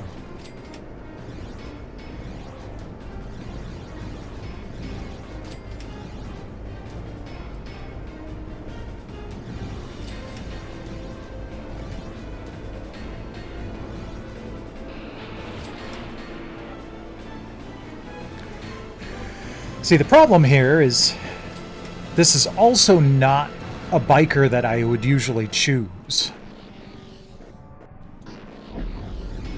Oh, come on.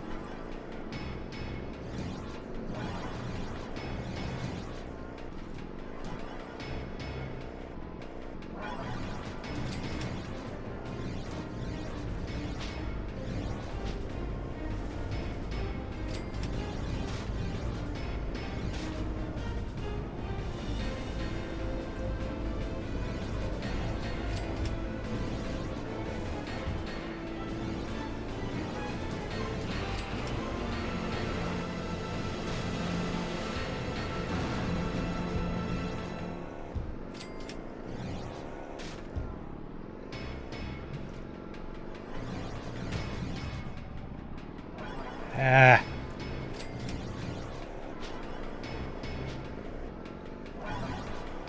Yeah, I would say that that's probably a pretty good analogy.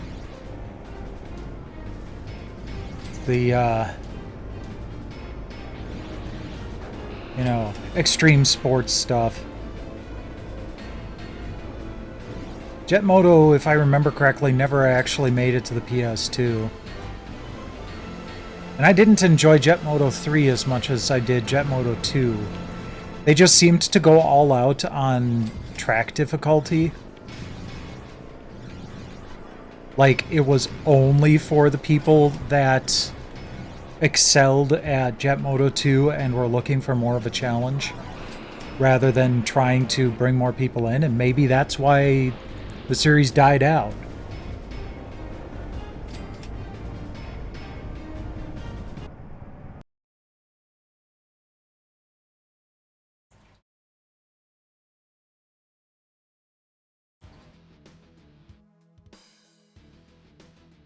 Ah, Fighting Force. That was, basically, this is what should have been a 3D Streets of Rage, if I remember correctly. And they were mostly done with the, mostly done with the game, and then the license got pulled.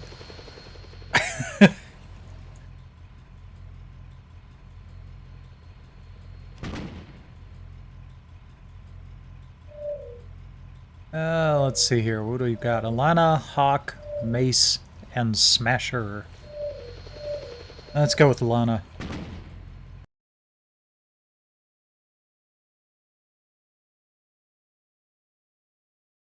At least on this one, you can't say that the men are the only ones with, like, fully clothed torsos. Yeah, it definitely feels like it was Blaze, Cody, I think it was, and Hager.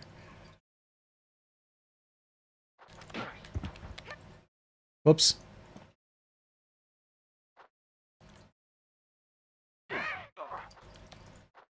And that wasn't the right button either. Baldy. That was cool.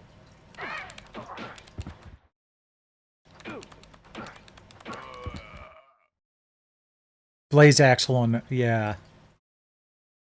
Alright, I need to figure out how to shoot this thing. Ah, X. There we go.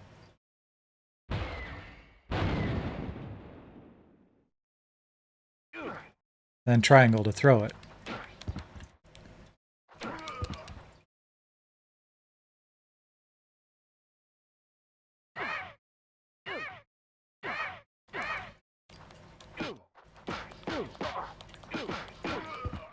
Smiler.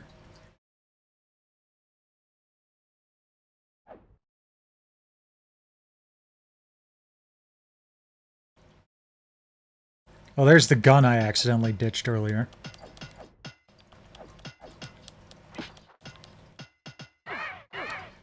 Ow.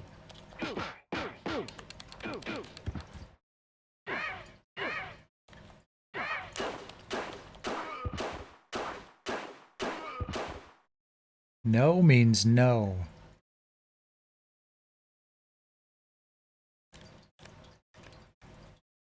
Oh, she's got a weird running animation.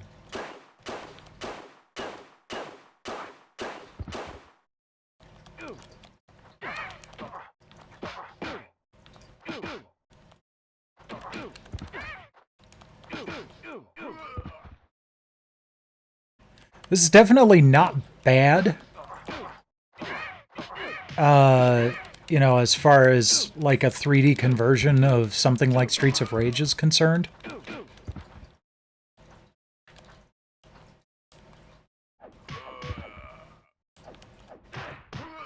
Banger. I'm gonna mash banger.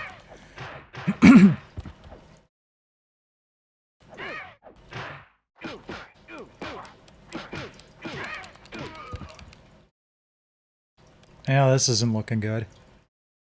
Hey, I still had a tick of health left.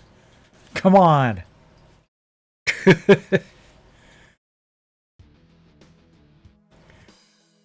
Alright, anything more? Yep, Croc. Hooray.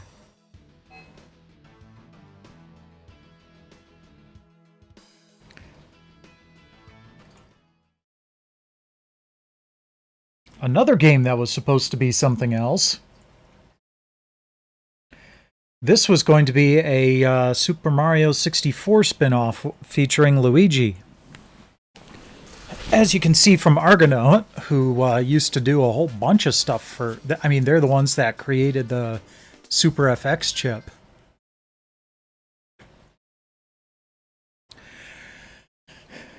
Another instance of Nintendo screwing someone over and PlayStation getting the benefit. Although, I wouldn't necessarily call this benefit.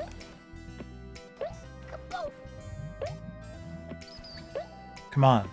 I know there's a butt stomp. There we go.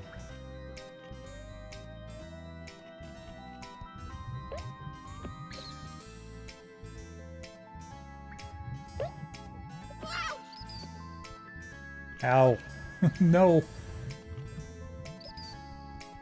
Alright, I'm not going to try to get up there.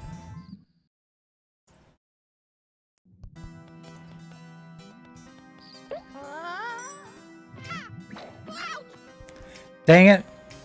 I didn't know what I was supposed to be doing, so I hit the jump button again, which made me let go of the balloon.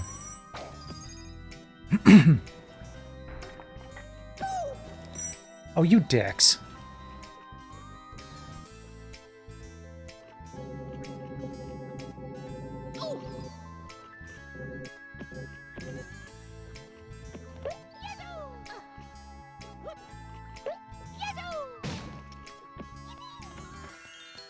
Yay! I rescued a gobbo.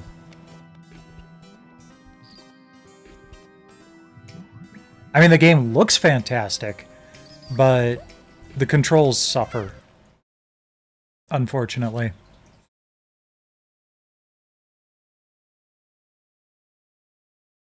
I've definitely played worse. I can see how, like, after you get used to it, it might not be so bad, but...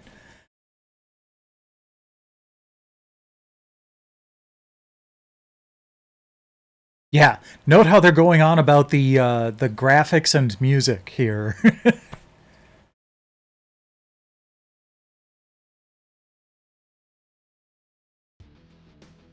Spyro was definitely the PlayStation answer to Super Mario 64.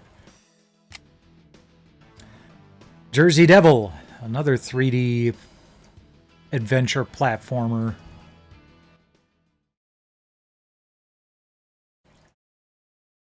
That we have played before on this channel.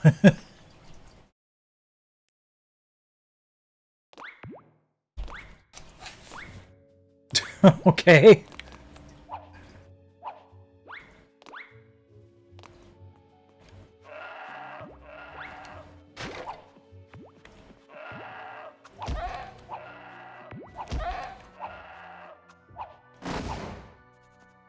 Pap.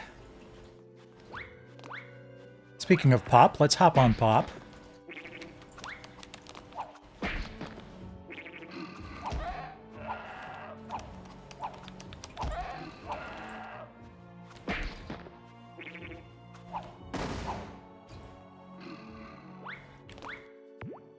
Oh, that was my face! Come on. There we go. Enjoy your burb.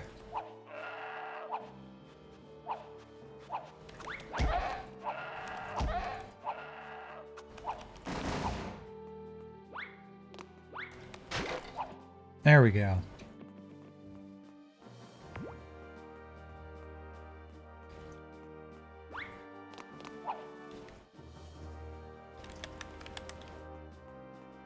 All right. Am I not allowed to leave this area? Is it just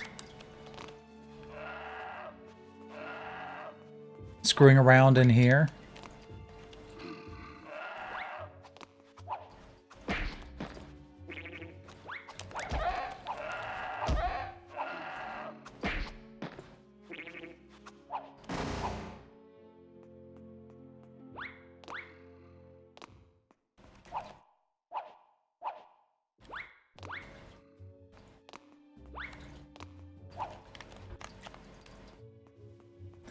Because nothing I do seems to be opening these doors.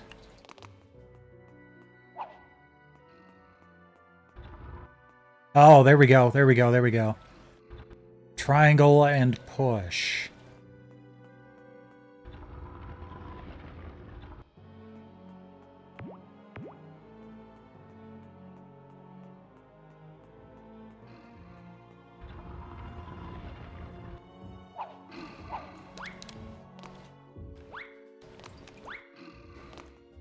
Okay. That seems to be the way forward, so... Whoa! That was a dick move. Friggin' insta-kill.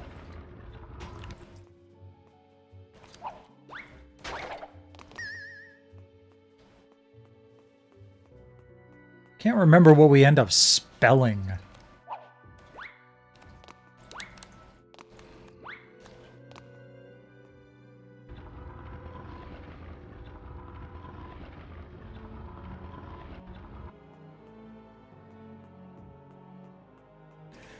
Okay. It's just one of those things where I have to figure out how to duck and then jump. Nope. Can't duck jump. And he doesn't seem to like the idea of... Oh, wait. Okay. Get the camera in place. Jump. Nope.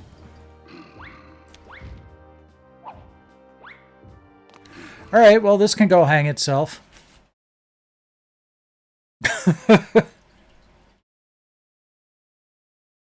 Not a good showcase.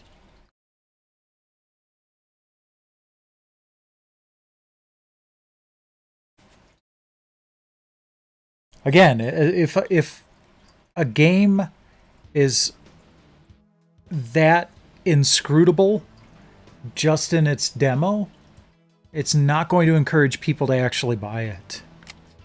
Which is the entire purpose of a demo. Ooh, Raystorm! Oh, hell yes. I actually own this game. It's actually really expensive now, too.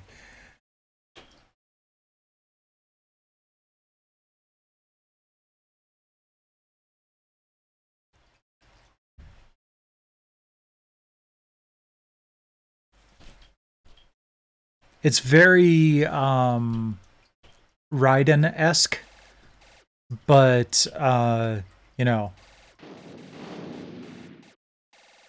with polygons.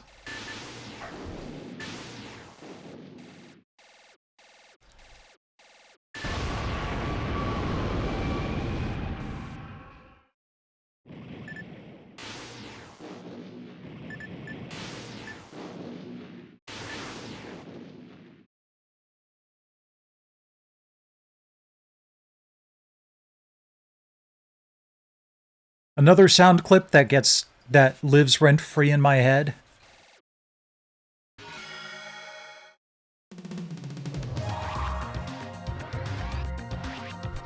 Okay, I prefer the R-Gray one.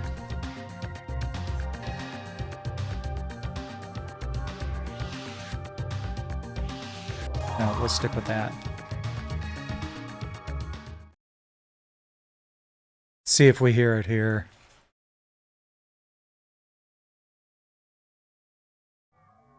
August 5th, 2219, 3rd Fleet, Earth orbit.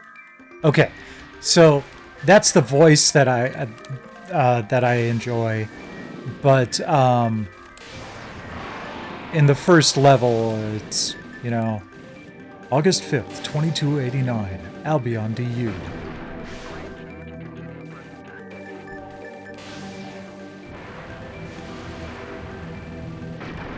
Ow.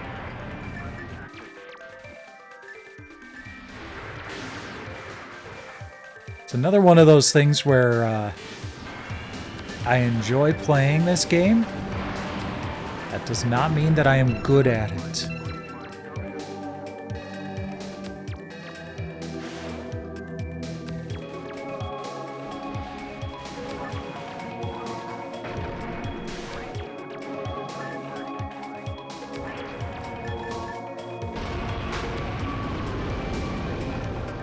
Oops. Wrong button.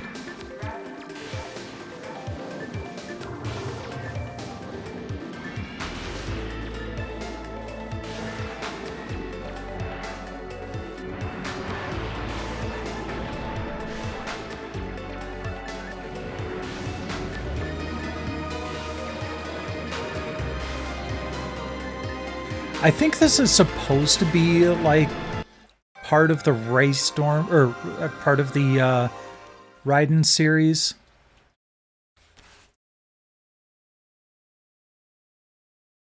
Let me double check that.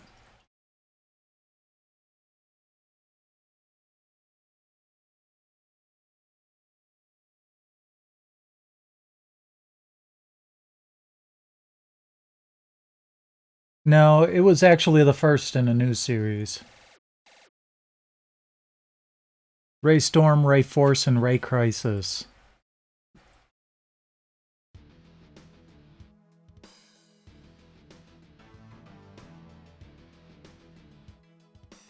Oh, that's it for the playables. Let's move on to the videos. This is the non-interactive demo of Tomb Raider 2.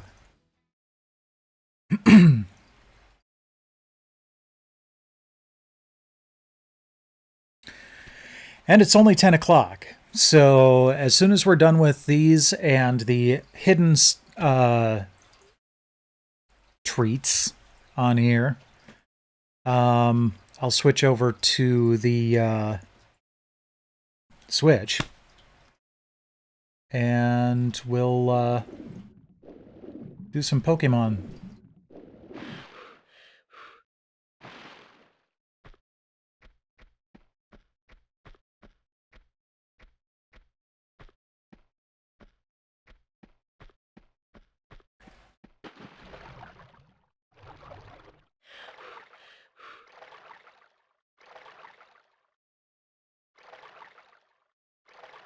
I mean, these games look great. I just have never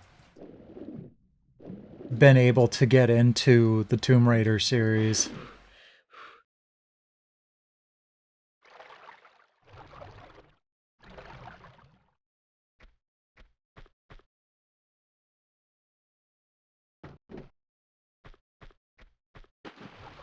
Especially the ones on the PS1. The more recent ones were okay. Like, they weren't... The controls didn't inhibit me, and actually I kind of liked how you do actual archaeology in those games.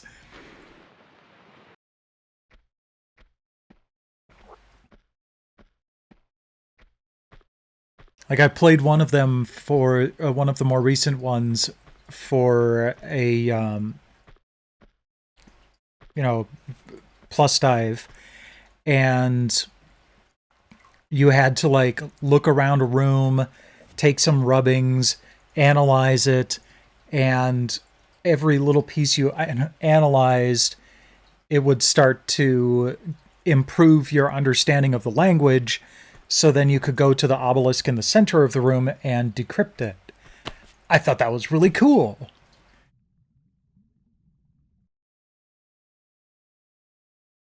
Maybe once I'm done playing all of the stuff I really want to play, I'll have to keep that in mind and go back to it. But there's just too much I want to play, and too much that keeps coming out.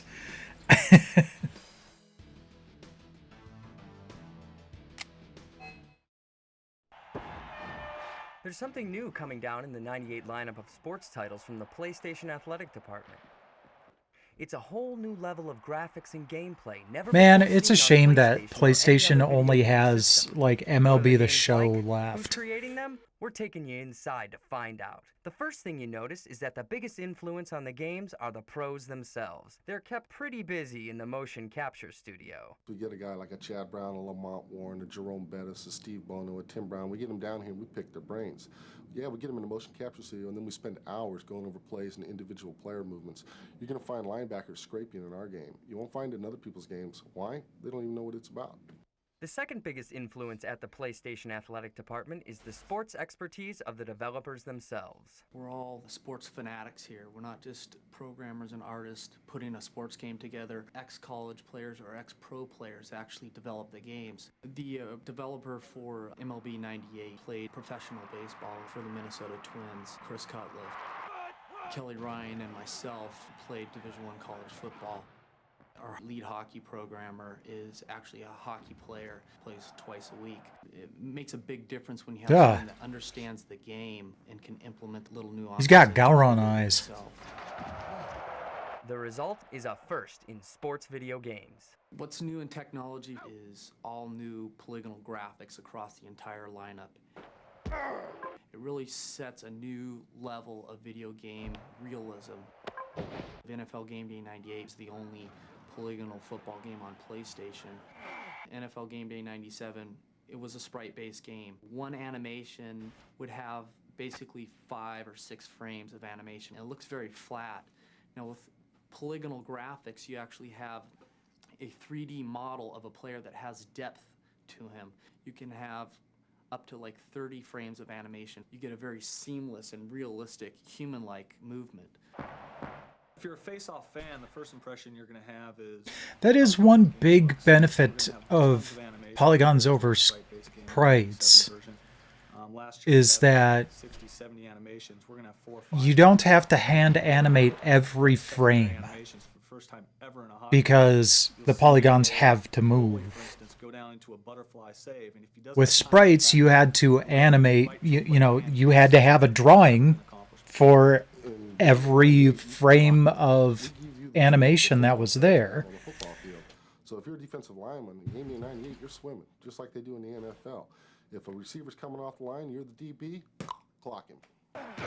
From every angle. Action and faster gameplay in NBA Shootout 98, MLB 98, and NCAA Game Breaker 98 as well. And joining the lineup is our newest title, Kart World Series. It's more vivid than ever to travel at 200 miles an hour.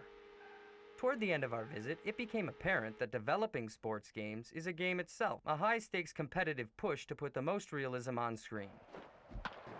PlayStation Athletic Department is the leader. We're on the cutting edge of not only graphics, but gameplay. Over the past couple years, we've implemented gameplay features like swim moves in a football game, forearm shivers, one-handed catches, total control passing, the first time you could lead or underthrow receivers, icon passing, the first innovative passing mechanism that we implemented in NBA Shootout 97. These up the level of gameplay experience, and you can see it. Even our competition has seen to what level we've gone to in terms of gameplay, and now they're all mimicking us. We found developers here fanatical about pushing for more advances, and the harder they play, the more you win.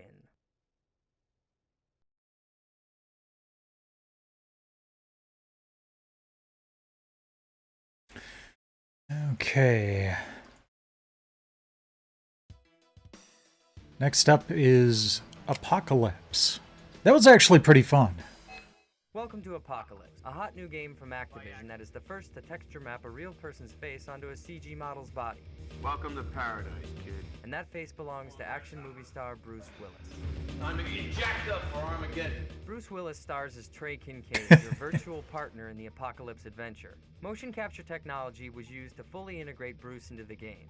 Apocalypse is set in a dark and violent future where science and religion are competing forces of society. You can run, but you can't hide! A false prophet called the Reverend has called up the 4 horsemen of the apocalypse: death, war, beast, and plague, played by the rock singer Poe. These 4 forces of destruction roam the earth in human disguise and await a signal to obliterate humanity altogether. Your job is to keep this from happening, and your #1 asset is Trey Kincaid. Of course, saving the world has never been an easy job. In order to make you feel completely absorbed into the world of Apocalypse, new techniques were used to heighten the game-playing experience. By taking a motion capture approach, Bruce's actions were digitized and could be manipulated for a variety of moves. Dynamic or intelligent camera technology adjusts the camera to the best angle for the current play. Bruce's input in every step of the process has also added a considerable amount to the game. I don't know, that kind of looked fun.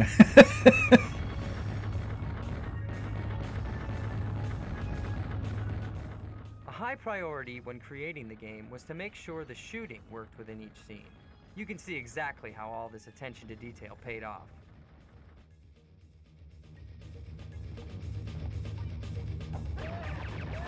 That doesn't look good.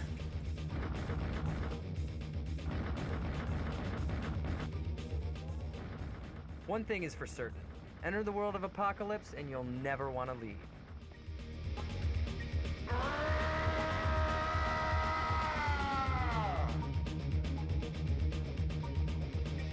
Oh, right in the groin.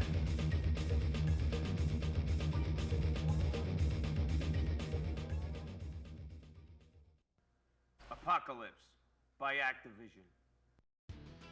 Okay, so these aren't just like gameplay videos. These are like additional features too. Oh, look at that, Final Fantasy VII. Oh.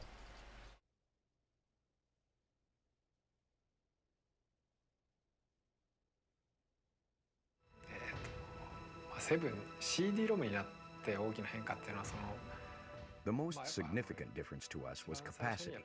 Before, we were given restrictions in capacity, so we had to create one basic model and fiddle around with it, making players believe there were variations. It was a good way to become resourceful in limited circumstances. But on the CD-ROM, that restriction was completely taken away, and we didn't have to worry about various ways of modifying one basic model. If we needed 100 models, we could create each of them from scratch. The basic concept you have when creating RPGs is to imitate the real world and create a fictional world within the game. We have followed that concept in previous versions of Fire away. But technically, we had to use one basic model in different ways. This guy are Using sick. words symbolized specifically for game use. Now it is much easier for us to achieve our original goal. We can now express more of the real world in the game.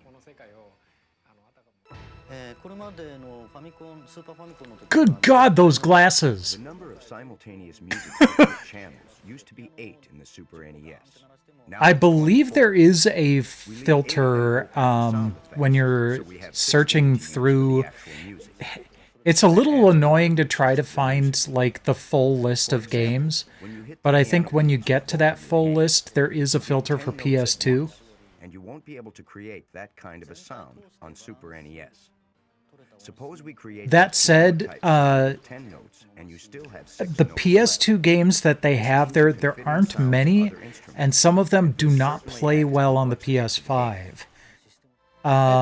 Which is probably partially why they haven't come out with any new ones since the premium service released. One is the movie technology. So, what you want to do on those is download the PS5 version. The other is polygon-based technology, where you create 3D objects and make them. The PS5 version will have some extra extra enhancements to it. Played smoothly on the game console. You realize how But I thought that it was the PS3 versions of Ratchet and Clank that were on there. So like, you know, the PS3 conversions of the PS2 games, cinematic expressions so that they would just be streaming. have become available. For example, I could be wrong. I haven't actually looked into it yet. characters' faces, and using various camera angles, the game screen is no longer a stage-like space. However, movies can be seen in movie theaters. In order But to make yeah, when you're given a choice between PS4 and PS5, always grab the PS5 version. I can't remember what the specific differences are, but there are some. It's worthwhile to just go through everything that they have, because there's some good PS3 stuff on there too. And then also with PS Plus Premium, you get everything that's in Extra as well. So that's a shit ton of PS4 and PS5 games too. monotonous map scenes, and then special effects being used in highlight scenes. They understood it as the grammar of the games, especially RPGs. We tried to break that understanding. For example, even in map scenes, the characters won't just move horizontally, but special, sometimes thrilling effects are added. In highlight scenes, we didn't make it too elaborate so that it will excessively stand out from the other scenes. The players will enjoy the flow of the game from the beginning through the ending, without noticing any intervals or arranged orders.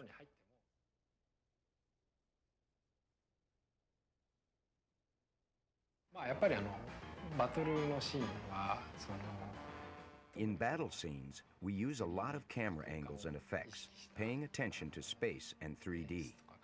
Therefore, the battle scenes become the highlight scenes. The 3D effect is best shown when you use summon beasts. These have One thing that's kind of interesting about how Final Fantasy VII works is each part of it is a completely different executable, a completely different program. So like, when you get into a battle, it's launching a completely different program from when you're running around on the world map. And when you go from a world map into a town, it's running a completely different program. When you call up the menu, it's running a completely different program. It's not keeping everything in the background. It's like completely launching something new every time, which is really kind of interesting. No other RPGs had in the past. We intentionally eliminated the up-tempo, inspiring, rousing type of feel, meant to encourage you to embark on a journey that usual RPGs. I love how melancholy the soundtrack is on Final Fantasy VII. Melodiously. Some parts will make you feel insecure, therefore creating various expressions within the same field of music. It's like melancholy, but with hope, and kind of a Tell the truth, I hope so, since this resignation to one's fate, but still, you know, not necessarily depressed about it. It's kind of weird emotion that I get from the soundtrack, but I absolutely love it. And that's the last video. Okay, so let's check on... Okay, so we've got 4 codes here. L1, L2, R1, R2. All at the same time. There we go. Blasto, of course. Let's rock. Ooh, now that's gotta hurt. Oh, I'm good. Pew, pew, pew. Phone that home, E.T. Better have a doctor take a look at that one. Another job well done. I'd help you up, but I don't have a spatula with me.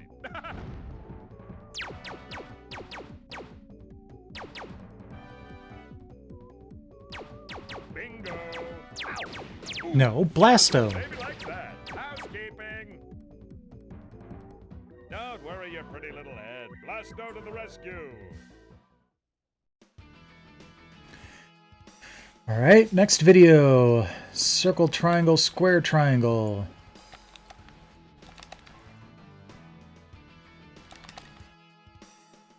I'm not doing it fast enough. Let's try the other.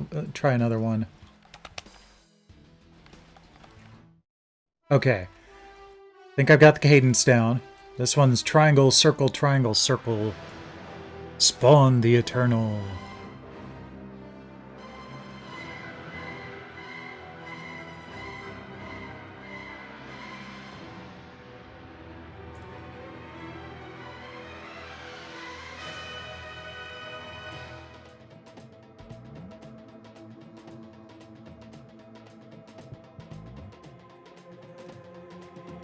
Oh, jeez.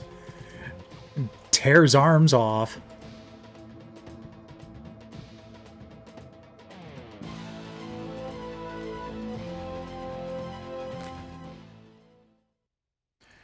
Alright, let's see if we can get that one.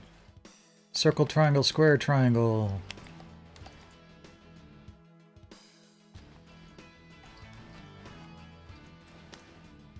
Nope, that one's not working.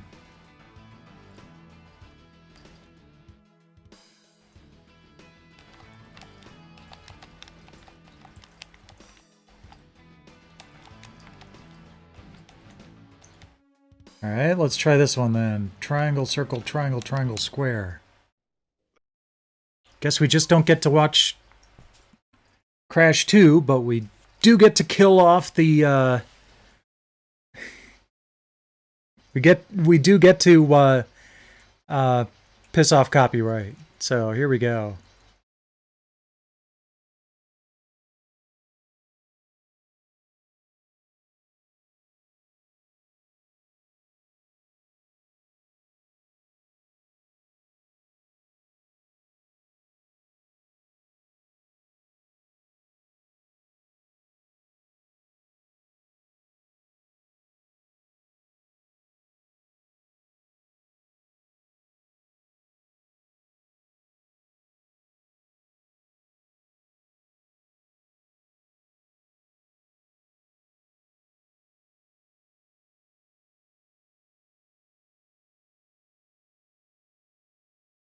At least I kind of have an idea of what I need to do to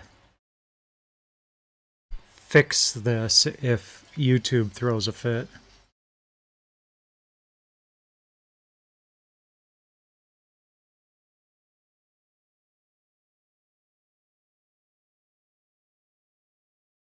Not quite following what's going on in the video, but I don't think that's entirely necessary.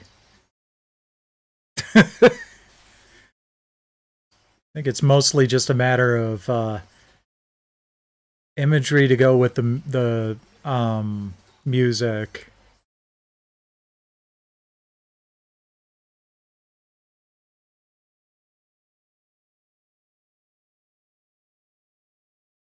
Nice.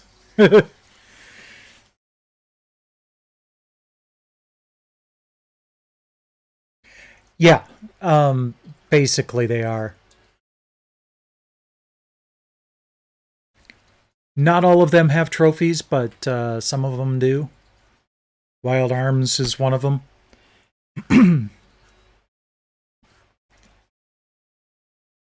Ape Escape has trophies. Intelligent Cube is on there.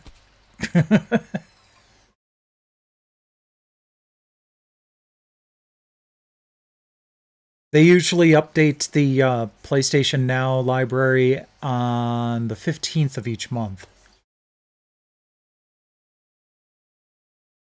So that just happened for November. That's when the Ratchet and Clank stuff got added.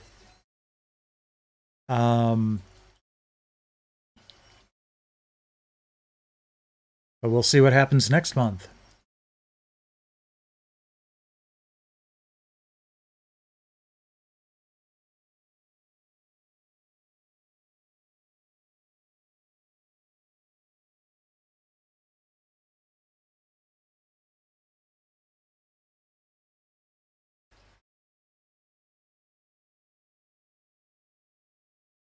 No. It's Apollo 440.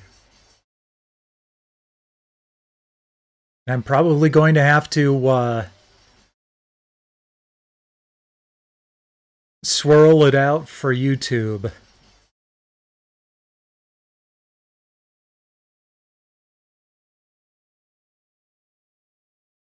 And the first, okay, I would actually say that starting at Assassin's Creed 2 is not a bad idea. Assassin's Creed 1 is really hard to play after you've played any of the succeeding ones.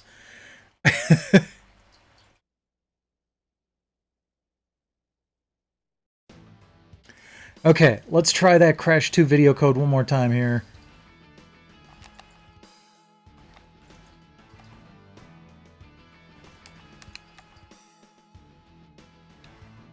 No.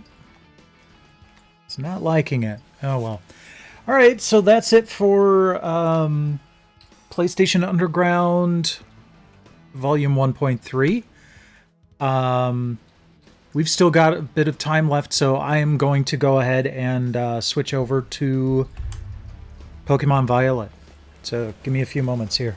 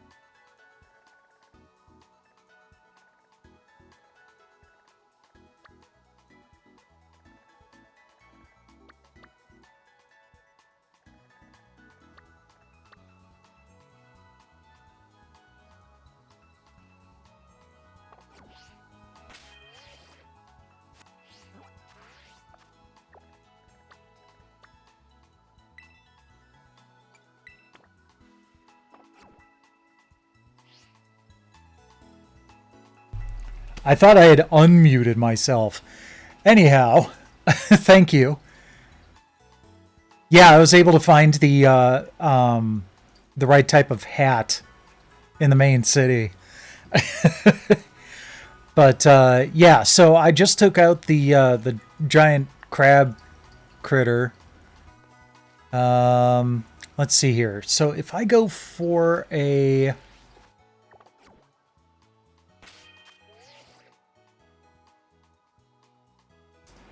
If I go to the grass gym,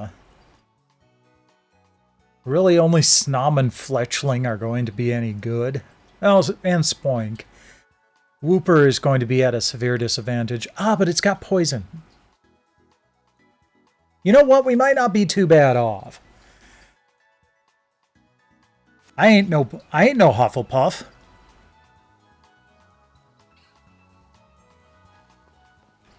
I'm frickin' Ravenclaw. Is that a Sunflora? Oh, it's art. Okay. I'm a Hufflepuff. Okay, now that's an actual Pokemon.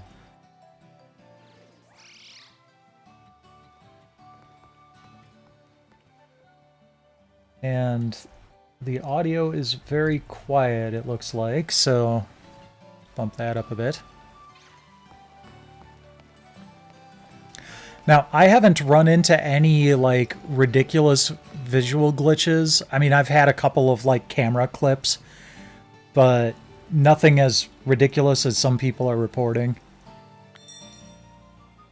Hey, there you go. That might be fun.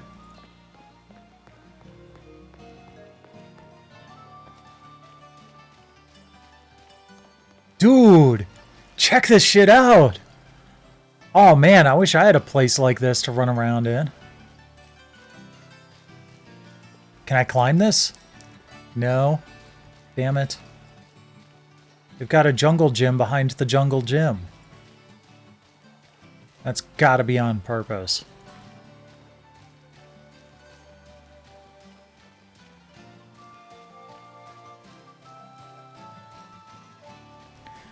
I gotta say, this town looks a lot more lively than previous towns in Pokemon.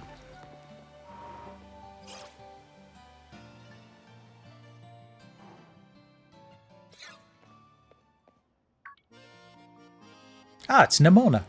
I like her hair. Like, how two of them are green. It almost looks like leaves. See here, I'm trying to figure out how I do the correct accent for her. Yeah. Came to see this gym, huh? That can only mean one thing. You're out to earn some gym badges and take on the Pokemon League, aren't you? Yep. Well, partially. Yes, I knew it. I'm so glad I asked you to do it. Before you can battle the gym leader, you've got to pass a certain challenge set by them, their gym test. Every gym test is different. If you ask the lobbyist staff about it, they can tell you what's up. Here, have these. When you use them, consider it me healing up your Pokemon. Ah, I'm so glad you're aiming to be a champion too. This is the best news ever. Hi, Siren. You knocked over a couple controllers. Thank you. Man, I'm so excited I can barely stand still. Guess I'll just go battle every trainer I run into. I like that she's like a champion that's kind of going through everything again on purpose. Oh, very limited rotation. Okay.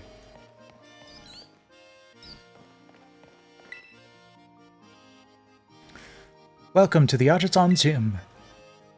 Let me register you as a challenger. Your name is Tess, yes? Yup. Great. Now in order to face Gym Leader Brassius, you'll need to pass the gym test. That means completing a game of Sunflora Hide and Seek. As you may know, Artisan is a city of artists. No kidding. The artwork made by the people here is largely inspired by nature and the sun that nurtures it. Since Sunflora embody these concepts, we try to gather them and take good care of them. Your job today is to find the Sunflora located throughout our Artisan. Remember, these Pokemon look like sun-shaped flowers. Yeah, I've already tried that. Gather up 10 of them and bring them to the Sunflora lawn and you pass the test. Okay.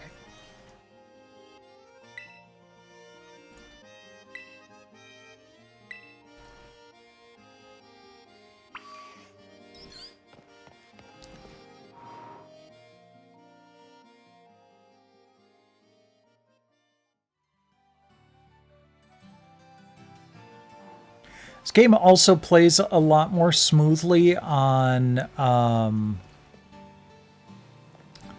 when you're in handheld mode because it's pushing a lower resolution. Hi there, I look after the Artisan Gym Sunflora. I hope you're ready, Challenger. It's time for a game of Sunflora Hide and Seek. I'll go ahead and ask the Sunflora to spread themselves out around town. Sounds like it's Sunflora are ready for you. With that, your gym test has now begun. Once you've found 10 Sunflora, please bring them back to the Sunflora lawn. It's all from me now. Good luck out there. I don't know. I'm enjoying this. It's kind of fun. But it's... yeah, kind of weird. It's definitely one of those things where I so wish that I could, you know, play Pokemon without having to buy a Nintendo console to do it. Oh wait, these are actual Sunflora.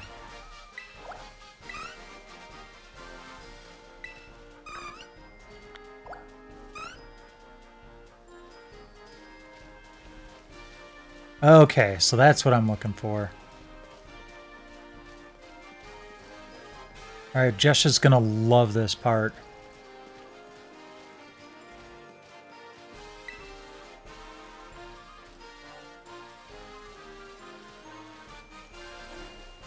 Oh, see a couple.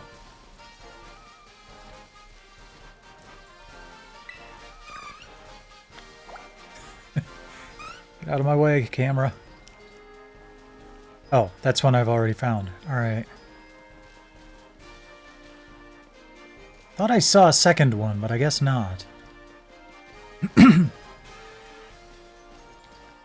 Alright, I see another one over there.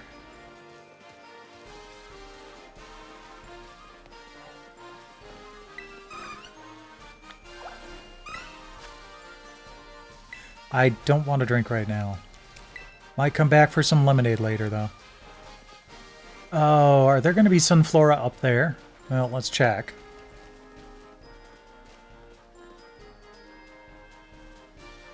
That's fine. Glad you'll be able to get involved at least at some, you know, in some extent.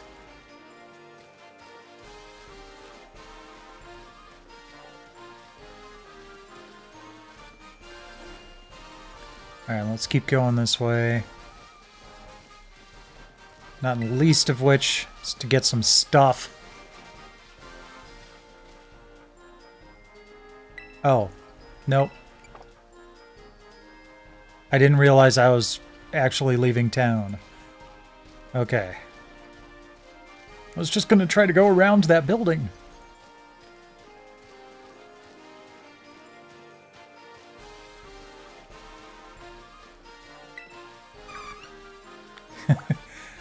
Well, it's the quest for Sunflora.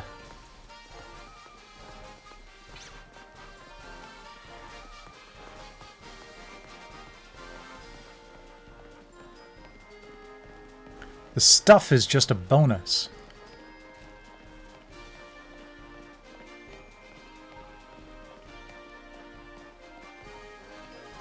Got any back here? Yep.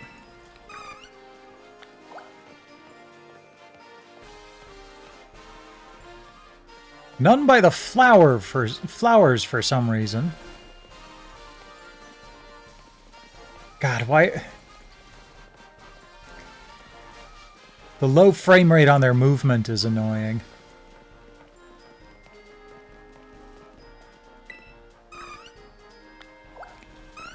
I mean, I've seen some games where they lower the frame rate on objects in the distance, but these are right next to me.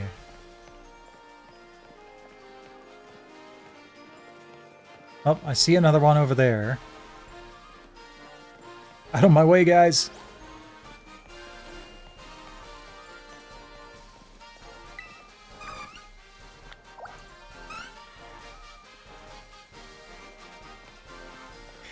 Yeah, the sad part, though, is that the longer they take to fix everything, the fewer people will actually benefit from it, because so many people are such, you know, ravenous Pokemon players that they might be done with the game by the time they get a patch out. And that's, you know, assuming that it's anything that they can patch.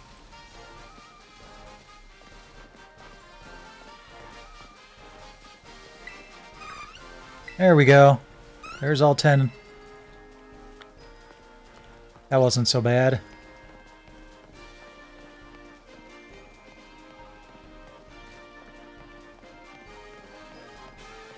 Like, seriously, if they would have just taken like 6 more months to polish this up, probably would have been fine.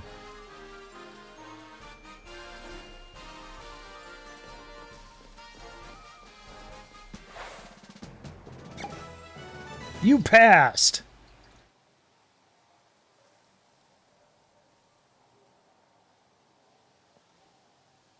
Well done on finding all these Sunflora.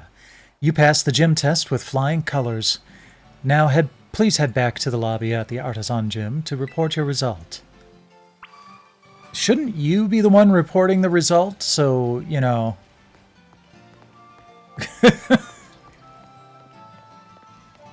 So I don't just go in there and I'm like, oh yeah, sure, I found all them Sunflora. Those little bastards were all over the place.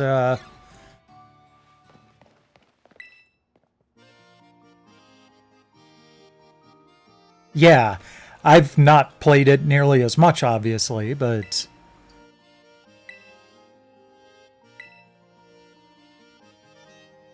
No. Let me save first.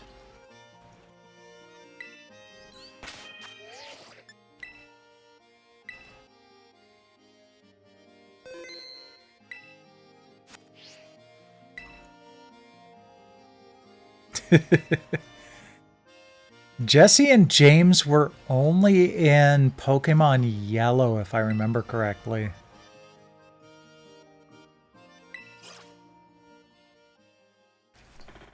Like, out of the mainline games. Purr.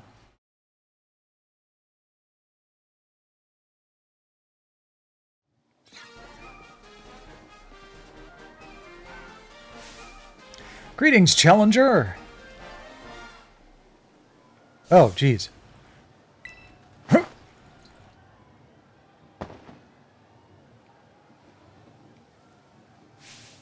You did well to come this far. I am Brassius, an artist specializing in grass-type Pokemon. I'm also the gym leader here at the Artisan Gym. I was observing your gym test from atop the windmill, you know. The perception you displayed in finding Sunflora was truly, how shall I describe it? Shit. Yes, it was truly avant-garde. We didn't know what to make of it. I only pray that you might demonstrate that eye for beauty in our battle as well. Enough talk. Have at you.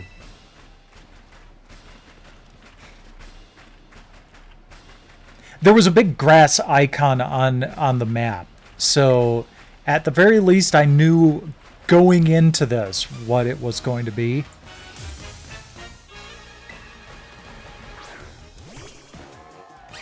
Petlil.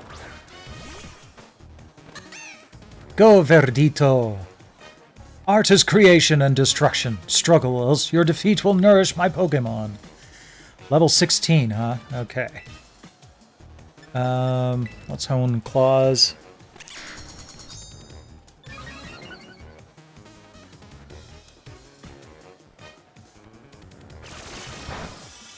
That's not going to do a lot. And let's try quick attack and see how much damage that does. Oh, wow. Okay, yep, that'll work. Well, that was a critical hit.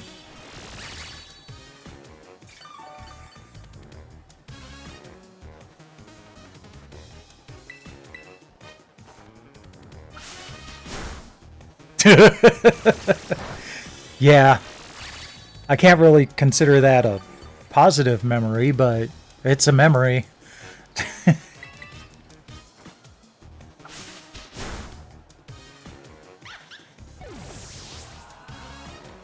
Okay, good. I was able to do that one with Verdito here. Smoliv? No, we're going to switch. Let's bring out Fletchling.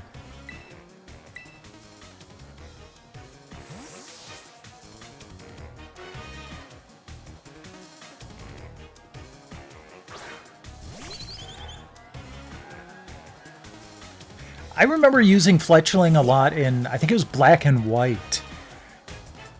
Like, a fire flying Pokemon is a pretty good combination.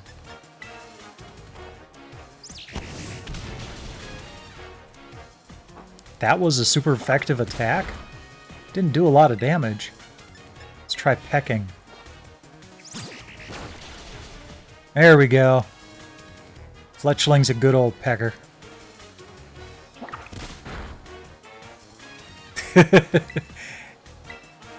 Yeah, I saw that floating around too. I have a living Pokédex that's accurate up to Gen 7. I haven't updated it with everything in Sword and Shield yet. Pseudo-Wudo? Oh, you're trying to pull something on me. Oh, do I have anything that'll work against... Yeah, Makuhita should do. But yeah, I have one of everything up to Gen 7 in my Pokemon Home. I didn't update it in Sword and Shield, but maybe I'll do it here.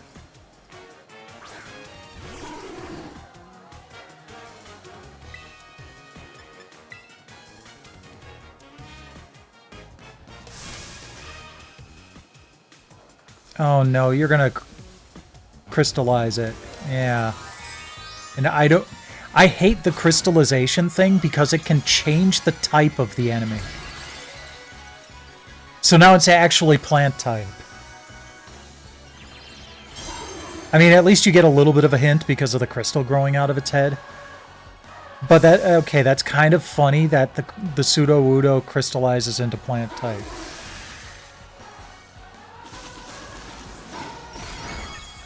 Ow. What the hell was that?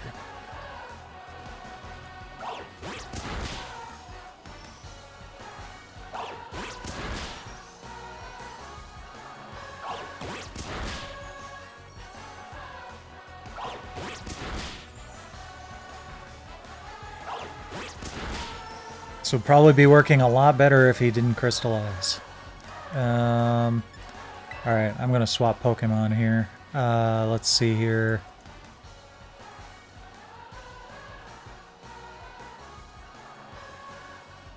You know what?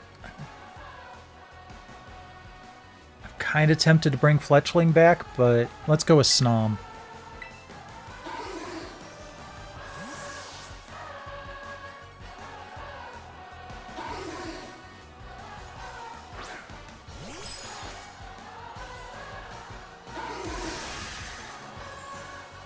I'm surprised they gave me an ice-type Pokemon so early on.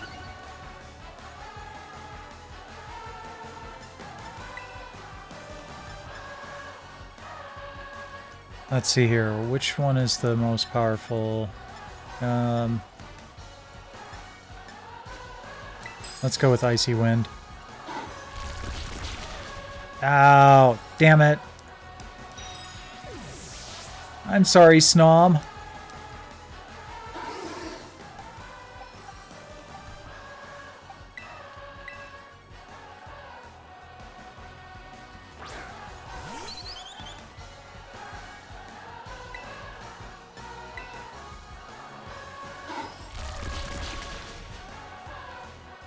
You don't need to, but I think I might have to. This guy's tearing me up. You know what? Let's give this a shot.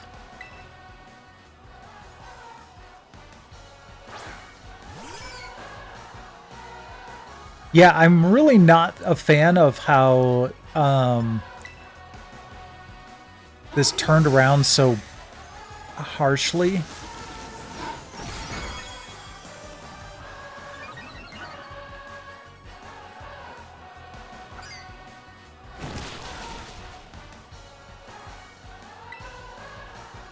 Yeah, this isn't going well.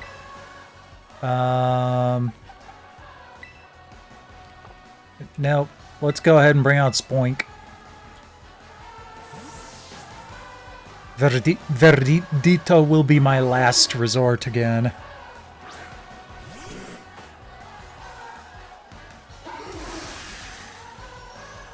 Yeah, this Trailblaze attack is just ridiculous. And it's raising his speed, so I'm not going to get another chance here to attack.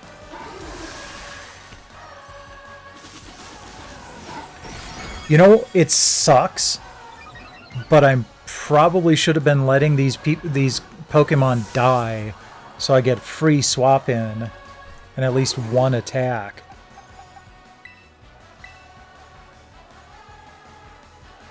Pro Jared was talking about how his Scarlet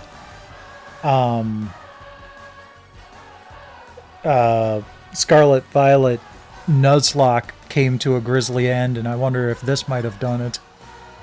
You know what? Screw it.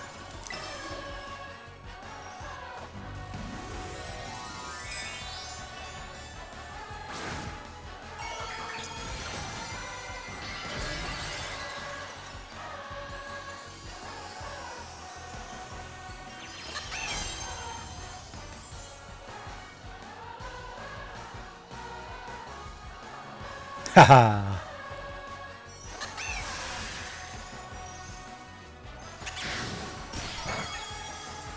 Yeah, it's not...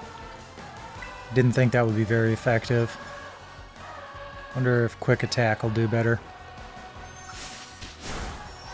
Nope.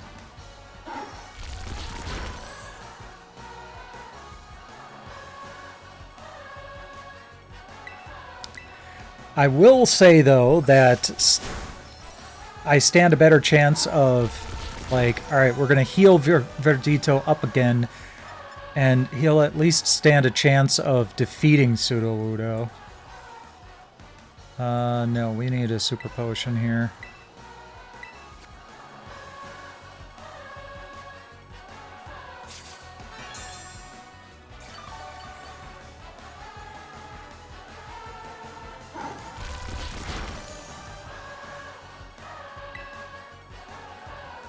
What does Tail Whip do again? Lowers defense?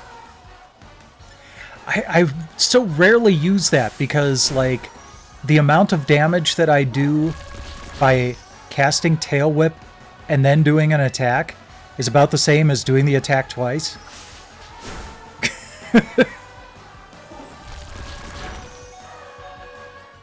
Alright, I am going to play it safe here. I am not going to risk this.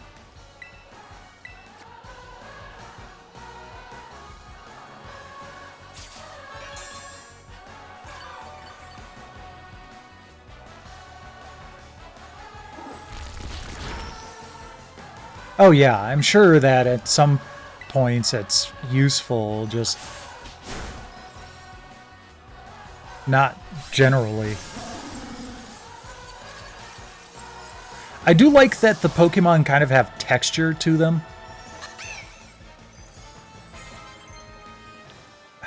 Damn it. none of the other Pokemon that died are getting frickin' XP for this. What's Whirlwind? Nah.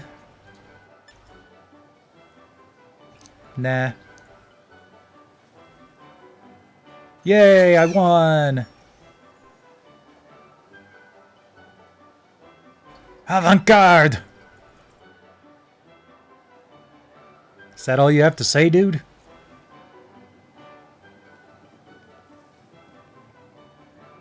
Oh, what artistic tactics you employ! The patterns of your moves, the minute details of your Pokemon's performance, everything you did was honed to perfection! Wow, you got that out of this? Our battle was, in a word, art. Indeed, if we could not call that a work of artistry, then nothing in this world could be labeled as such. Dude, now I think you're just being sarcastic.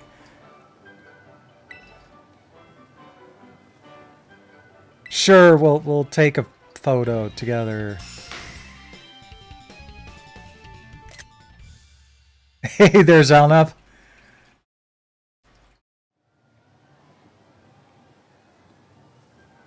Okay, catch and command Pokemon up to level 25. Good, good. Yeah, I want to see what that thing does. Okay, so it's a grass type attack that also boosts speed. I should probably put that on Verdito.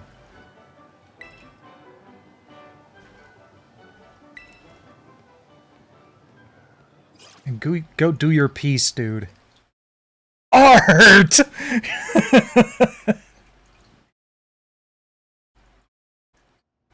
You have brought a new level of artistry to failure!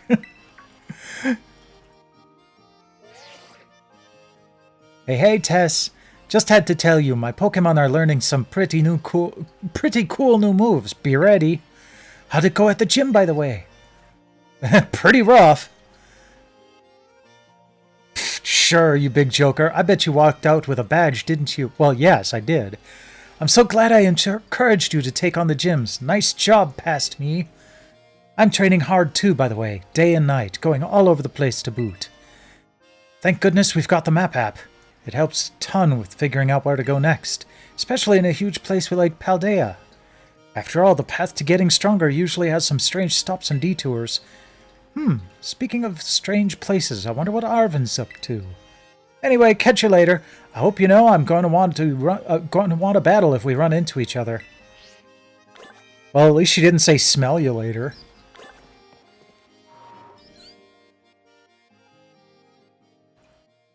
Alright, let's go heal up my damaged team really quick.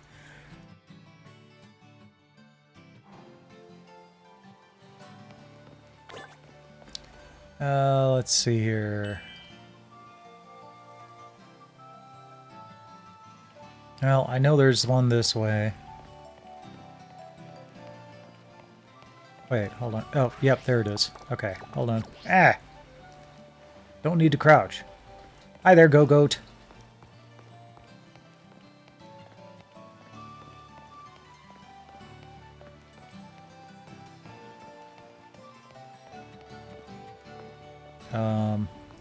Okay.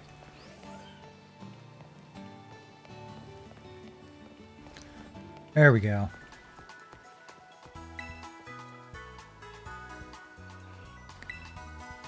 Yes, please heal my Pokemon.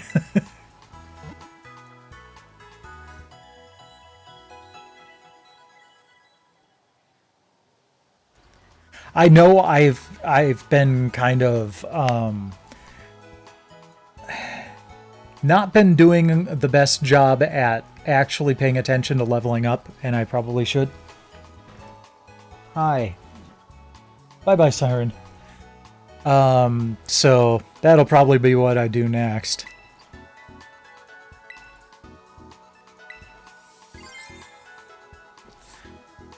But, that's good timing. Let's go ahead and find someone to raid here.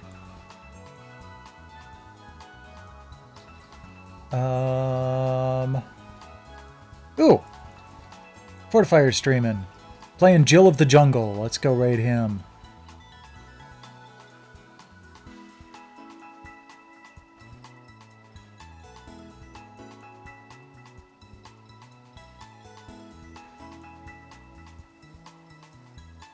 All right. Thanks to everybody for dropping by tonight. Always appreciate it. I'll be back tomorrow night with demo disc number 85. Rest well when you do, but in the meantime, enjoy Fortifier.